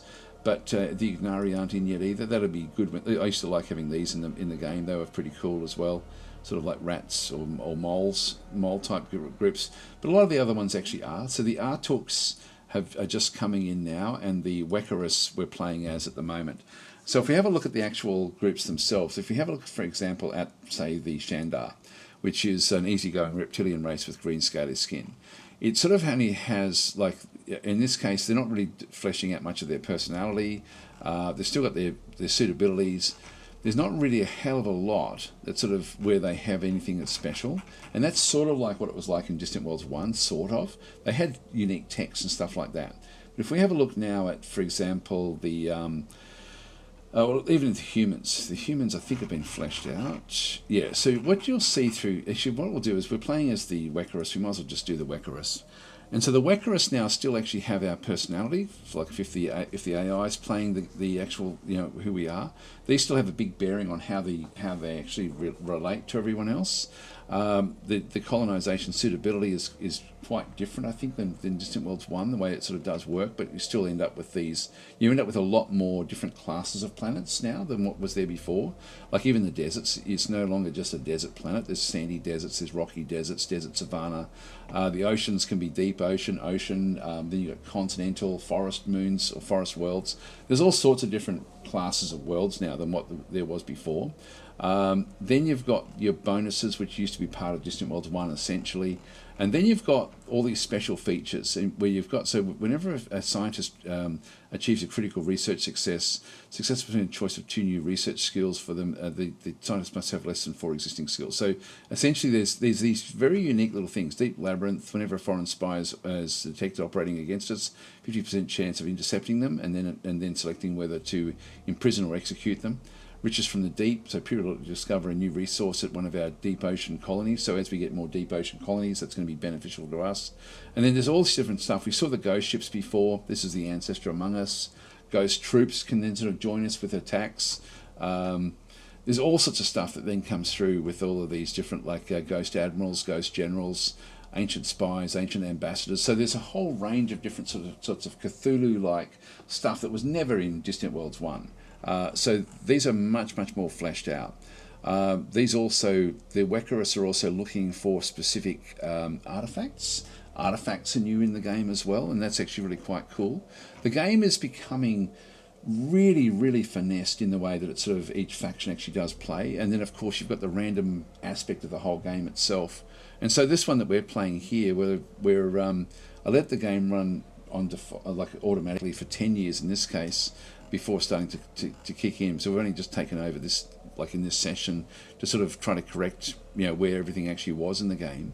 You have your unique texts, your starting researchers, disallowed texts, etc., victory conditions back and through this other side as well. So that's sort of similar to what there was before, but again, much more fleshed out than what it was. It's such a better game. Ships themselves, like don't have any sort of combat at the moment, but the ships, if I go back to the homeworld, the ships themselves we sort of saw there before when we have a look at what they can then go and do. So this is like a pulse frigate that we actually end up having. We can see there the range of the weaponry, again with the blue. But if I go and have a look at the actual ship itself, the ship designs, the actual weapons themselves have got fields of fire. This is 180 degrees from the front. These are 180 degrees from the the port side, then the starboard side, back over through that side as well, so they can sort of fire their weapons. But the actual facing is important, so it's very, very cool. So yeah, it's actually very, very good, and just the depth in this game is it's just richer in a lot of ways than what Distant Worlds 1 was. There's still a few things that I really quite like from Distant Worlds 1 that I sort of hope that they can emulate at some point. Like it used to be, to do an invasion across distance in Distant Worlds 1 was quite hard, and I quite like that, whereas it's a bit easier in this game because you can just sort of load up with fuel cells, whereas in Distant Worlds 1 you needed to really sort of establish like a forward base to then sort of start to do your attacks. And we're sort of going to be doing that from the PEM-based system, so that will sort of be where we operate from, but we'll just sort of continue on in here at this point in time. So the second is now picked up 5 infantry. Will that be enough?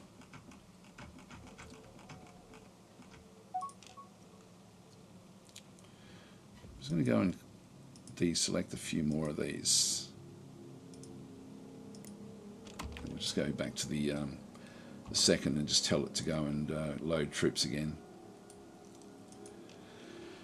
Okay, through here, assign mission, send the 3rd fleet to prepare an attack near 2. No, I don't want it to do that. I'm going to say no, so I'm going to decline that mission. It's just inside our limits, but I'm thinking I'm going to move the first out and move that one maybe into the TAF system.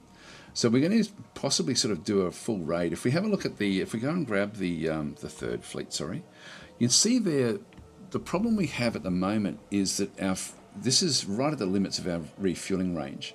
And maybe we'll have a bit of a look at what the different things we can see online here. So I've told this fleet, and you can see it's red with the colours that we actually have around the fleet in through here. By the way, what I can do is I can turn on the colours of the various fleets. So where is it? This nebula boundaries. I've got it on somewhere. Oh, this is the fleet engagement areas. So at the moment, I've got only showing the selected fleet. I can go into this one with all fleets, and so I can see then the area that the different fleets will then be operating in, and so I can see what they're actually up to. But I'll put it back down to just this selected fleet. So in this case, this is an attack fleet, and Nair just happens to be just inside the limits of that fleet.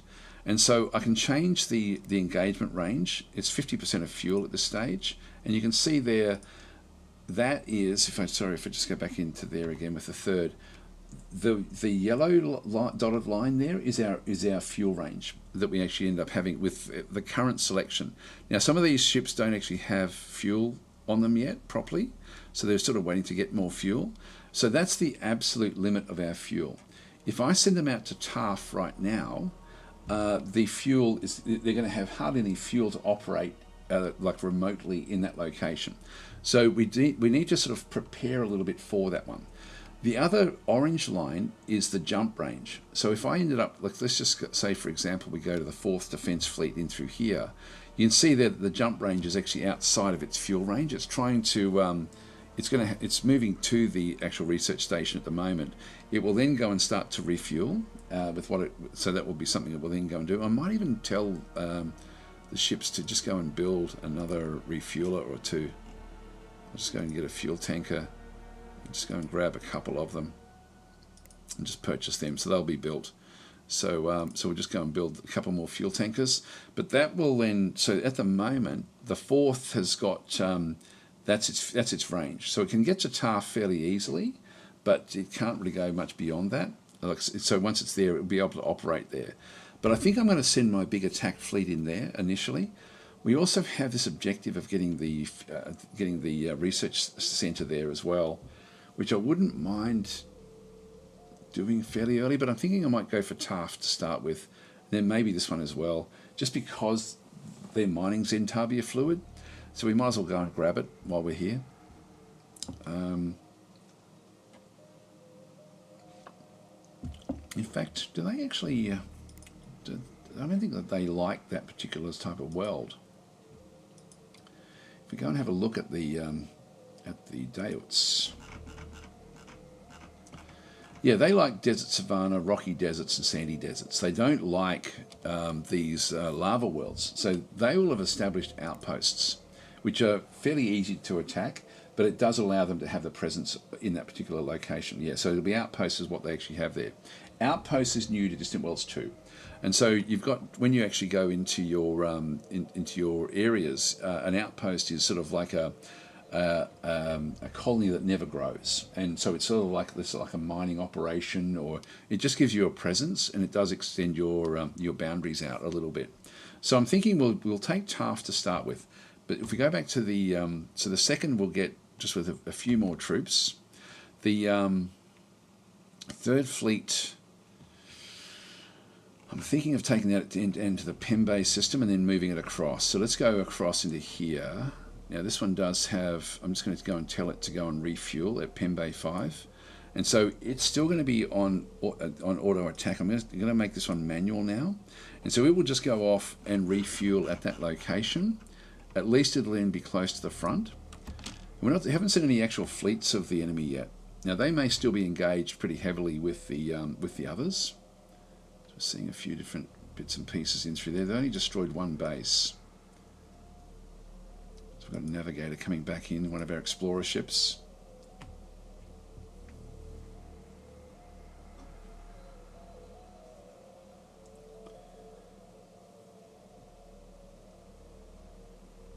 So Pigmac is saying it would be so nice to just change a bit of how weapon points are placed, aimed, or allocated. I don't mind it, like I think, because it gives nuance to all of the different factions. So, like for example, the Teekans, most of their weapons point backwards. So playing as the Teekans, you've got to play fairly differently. There we go. We're seeing a ship there. This is interesting. We're passing this particular ship, an unknown ship, which is one of the Deorts. So if there's an unknown ship in space there. Now it's possibly an explorer or something that may be out of fuel, but we just happened to run past it. So the sensors of this ship have actually now picked up this Deort ship in deep space, but we're not really sort of seeing it any other way. Third, still got the second has got 7 infantry. That's enough. And you can see there with this one here, our fuel range is nice and pretty far out. Let's just send it straight in at this stage, I think. And if we have to, we'll then sort of bring something else in as well. So let's just go and drop this one here. So we'll prepare and invade. So Unkasaf in through here. And so this is a Deort. This will be an outpost, I'm pretty sure. This is going to cost us a bit, but we're then going to have Zentavia fluid. And if we can get the other one, it stops them from getting Zentavia fluid as well. Now we're still up to 80%, and once we get hyperdrive, we're going to be able to then move twice as fast through into hyperspace. What do they have in the Near system? There's an actual planet that they took over, a Xenox planet. It was an independent Xenox world, and that's what Cantrilla was as well. What we might do is we sort of can half expect to get attacked here at Cantrilla.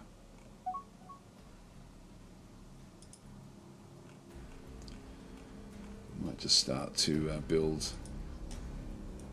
a small spaceport out there in that direction where we can expect the attack to come.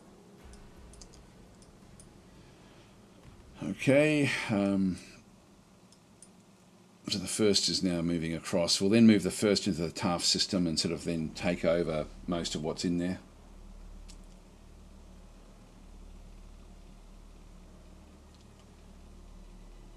Actually, Pigmac saying, yes, show a full-on invasion. So the invasion is not really going to be all that big because there's not going to be any troops on that particular world. It'll just be literally the outpost. So I could take this with hardly anything. Okay, so here we go. I'll just pause. The 5th Defence Force is travelling where? Oh, it's way over here. So this is not really a problem. It's just we've got a ship in here, and it's now decided to go out after one of our explorers. So this is their 5th Defence Force, and again, it's worth just seeing. They've only got 4 ships in their defence forces, so they don't have a hell of a lot. So they'll now sort of come zipping in. We'll then move away. We don't have any armor on this ship. I don't know why they don't put armor on our ships. It's sort of fairly dangerous to not have the armor. So they're firing at us with their Maxos blasters. We're jumping away. There goes the torpedoes. One hit, one didn't. And we're out of there. That's okay.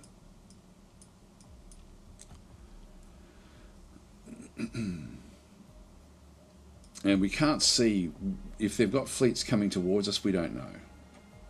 Not without the long range scanners. So I would have preferred to have long range scanners before we're doing this sort of stuff.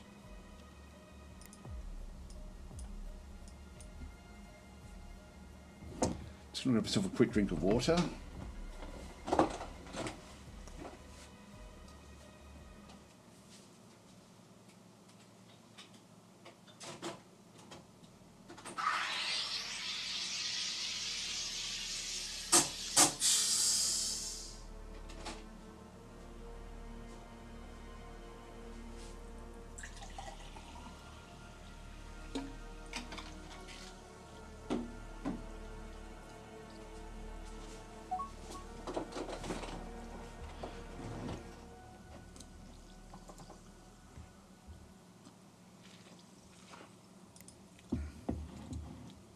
More things there that we have to get rid of. The fireman's saying we can disband the outpost after we take it. We can if we wanted to, if we just want to have a mining operation there. I'll have to think about it because usually there'll be some other benefit to actually having that planet. So we'll sort of we'll have a look and see when we get it. But I am going to run out of time before we can actually get there, I think.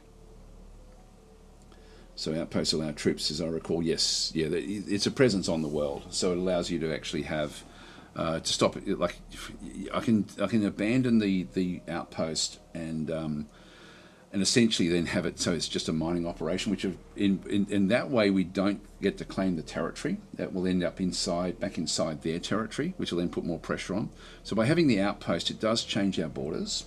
So it may still be worth doing that one, and it may be worth still getting Nair as well, just so we end up with having that inside our borders. But then they're going to have to look after Nair, and so I don't really need it. It's just going to be a drain on our money. At the moment, I can't even really afford another fleet, so we're sort of a bit stretched now.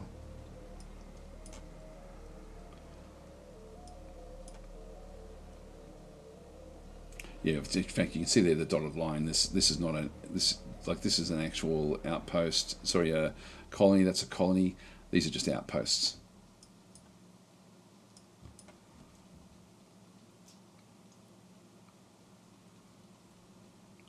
So we'll just come and drop onto the world.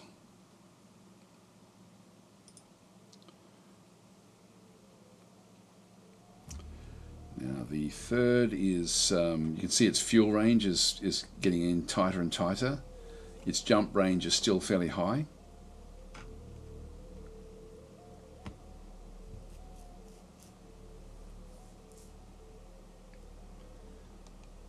Fourth is ready to go across the TARF system if we need it. Its fuel is okay. It's not great, but it's okay.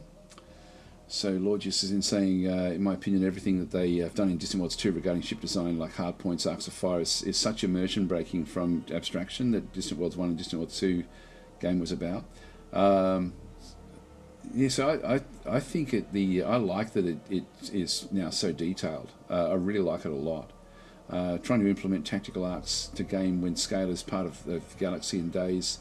Element of abstraction is taken away, and I suppose to believe the ship will be turning 3 days to shoot. Oh, look, yeah, of course it does have that sort of abstraction, but the actual combat now is so much more engaging. For example, and I'll make this the last example. I might even sort of leave it where we are here.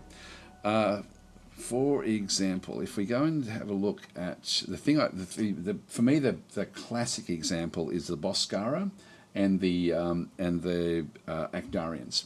So let me save the game here because like this is actually something where I think this game absolutely shines with this. So if we go and exit to the main menu, and I'll just start up a quick game playing as each of these. So I'll just go into start a new game. Just go next. I'll just click on the Boscara because this is sort of like the opposite. So we'll go Actarians and Boscara. So just go next, next, next, next, next. So in this case, we are going to be now playing as these guys.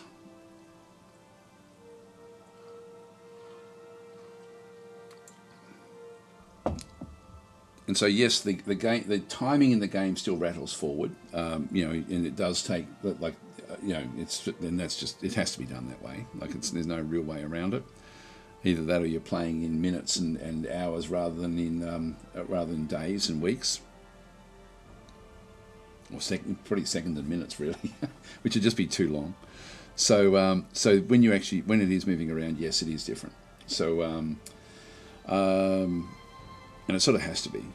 So this hopefully won't take too long to get into it. I'll just show you the why this is so cool. And then you've really got to, like if you're playing as a Boscara and you've got Actarians near you, you then really need to think about how you then cope with stuff. So in this case, we're sort of starting in through here, playing as the Boscara.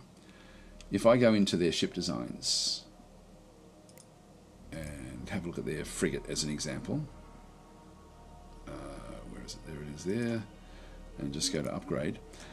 The big thing with the Boscara ships is until they get big ships, everything is about aggression. So the Boscara are the aggressive bug faction, and now with the changes that have come to the Boscara as well, the faction actually has, you can see it's got a hell of a lot of more firepower than what we have on our ship had 3 slots. This one's got 3 large slots plus 2 small slots. So you can squeeze a lot more on their ships in terms of firepower. So these are super aggressive with the way that they sort of then go into combat. So these can be incredibly powerful. And then when you combine the fact that they've got their own plasma blasters, which are tiny at size 20, you can really sort of pack a massive punch. But everything is facing the front. This is where the facing is so important. So it's a little bit like it's 225 degrees pretty much everywhere with their weapons. So they can shoot back very, very slightly in behind their ships, but there's nothing to protect the rear of the ship, which means that if you have a more maneuverable ship that can get behind the guns that are here, unless they've got like seeking weapons like torpedoes, they can't fire at you, and so they become dead ducks. And I just love this aspect. Rather than it just being abstracted where it can fire any old angle, the actual facing of the ships is just so good now. And so if I cancel that one through there and then go back out and quit this one, I just love how different every game is in this. Just go main menu and start a new game. Next, next, next, and then go to the Actarians, which are an aquatic faction. So the Actarians are not an aggressive faction, but they have a way of dealing with things like the Boscara. So if we go and just start up as one of them, and so every faction plays very, very differently. And so the Boscara ships, their frigate is so different to the Wekkarus ships, for example. Like it's just completely different. Like our ships do actually have broadsides on the side of them to be able to at least fire backwards, which is why putting a point defense weapon on a Wekkarus ship is fine, because you don't have to be. You can protect the rear just by wiggling your ship slightly, and the game does that. With the Actarians, we'll just get started in through here and have a look at their ship designs. So just as a bit of a point of difference, their frigate, so the Condor 2, just go into the edit here, and so in Distant Worlds 1, the ships all felt very, very similar, except for the actual weapon type that was in there. Now you've got the unique weapon types, and you've got the unique actual designs themselves, which are very, very different. If we go to upgrade, so not only do they look different, so this ship here, for example, you can see it's got like a 360 mount at the top. So for point defense, this will then be able to protect the rear of the ship against missiles, whatever else it might be. It's got a couple of other mounts in through here. They're not very big. Like they've got 4 mounts there. They've got ultimately 4 mounts. So they can, in this case, they're using a torpedo, a beam, and a point defense up the top there. I wonder why they're not using shields. Again, this is sort of weird. They should be using shields here. But the difference here is that this particular design can be decked out with a small starfighter bay. So you've essentially got a mini carrier when you play as the Actarians, and the Actarians have a bonus for their fighters, and so the small starfighter bay will then give us only 2 fighter capacity. So it's only got a few small fighters, but if you have small fighters going up against Boscara ships, doesn't take very many of them to completely destroy a Boscara fleet, and so it allows playing as the Actarians the ability to actually then sort of avoid the main big guns of the Boscara, but then allow their small craft, like their fighters and bombers, on just frigates, which no other, I don't think there's any other faction that actually has the starfighter bays available on them like this. So again, the overall designs are very, very different, and so playing as the Actarians against the Boscara is really, really cool, because you've got this ability to actually to overcome the negatives of their actual ship design, which is the fact that they don't fire backwards, and that once they get up to destroyers, they start to be able to defend themselves. But that's pretty deep into the game. It's very, very cool. So Bolin is saying my Actarian frigate is just one missile, starfighters and assault pods. Yeah, and that's so you can really chop and change your overall designs, which back in Distant Worlds 1 you could still do it, and it was great at the time. But this is so much better. It's just so much better. And so this one here, if it ends up in the firing line of the enemy ships, essentially it's going to get blown apart with the Boscara, because the firepower coming against it would be just too much. But if it can stay at distance, if it can actually use superior speed, or keep these things where you end up having it so that it actually goes back to cautious with maybe a missile. This one's got torpedoes. Maybe get rid of that one. Throw in a long range missile, and then that's going to then basically stay at maximum range, which is 1800, which is beyond the range of the Boscara. So if you sort of look at the Boscara ships and think, okay, look, they travel at what's our ship traveling at 74. It's average. The Boscara ships, I think, are a bit slower than that typically. And so if they're slow ships, and you've told this ship with a missile to evade, and then you actually pop in a small starfighter bay, and then you bring, say, 6 of these type of ships into a fight, then all of a sudden you've actually we've got a defect there because we've now gone over spec. But so we need to sort of change other things from this. But essentially, you've then got a mini carrier fleet that can then take on the Boscara, where they can't really defend well against it. So it's actually very, very cool the way, and all of these, every single faction has got these unique ship types with unique. It's not just a skin with hard points, the same hard points on it. These are extremely unique. So it's very asynchronous when you actually play the game as any faction. Now, like the Boscara are great for brute power, so they're awesome as a hive ship. But their ships also have a chance to break down. There's a 10% chance, basically, that they're going to break down at some point, and so that also then makes them unreliable. Which it's just cool. It's such a cool game. So anyway, I'll leave it here, guys. I do have to get going. So MGM is saying any idea on the release date? Yeah, be about 18 hours from now. Was when it should be released. Maybe 17 or 18 hours, maybe 19. It should probably be 18, I think, because I think when we looked at it before, you did say 19 hours. I'll just cancel that one. Just close that one off. But the game is just, every faction just plays so uniquely. It's just so unique. I'll just quit back out of this one. Just go back to the main menu again. And and even just the style of play, like I think I showed at the start, where I had but the one I was going to play was just, I ended up being smacked around so hard by the Gizarians in it that I couldn't even survive. Like, it was within 20 years I'd pretty much lost the game. Whereas the one we're playing right now, we've got some opportunities here to really push back against the Deorts, because they're also fighting the Gizarians. So it's just an awesome game. Anyway, TB Newt is saying thanks for the ship summary, really on point. Yeah, that's a good example. The Actarians, which are very unique because they end up with their small fighters on board, and the Boscara, which all point one in one direction. But every single faction has got pros and cons with their ships. Like playing as a Wekkarus, our big advantage is the extra engines we can pop on the ship.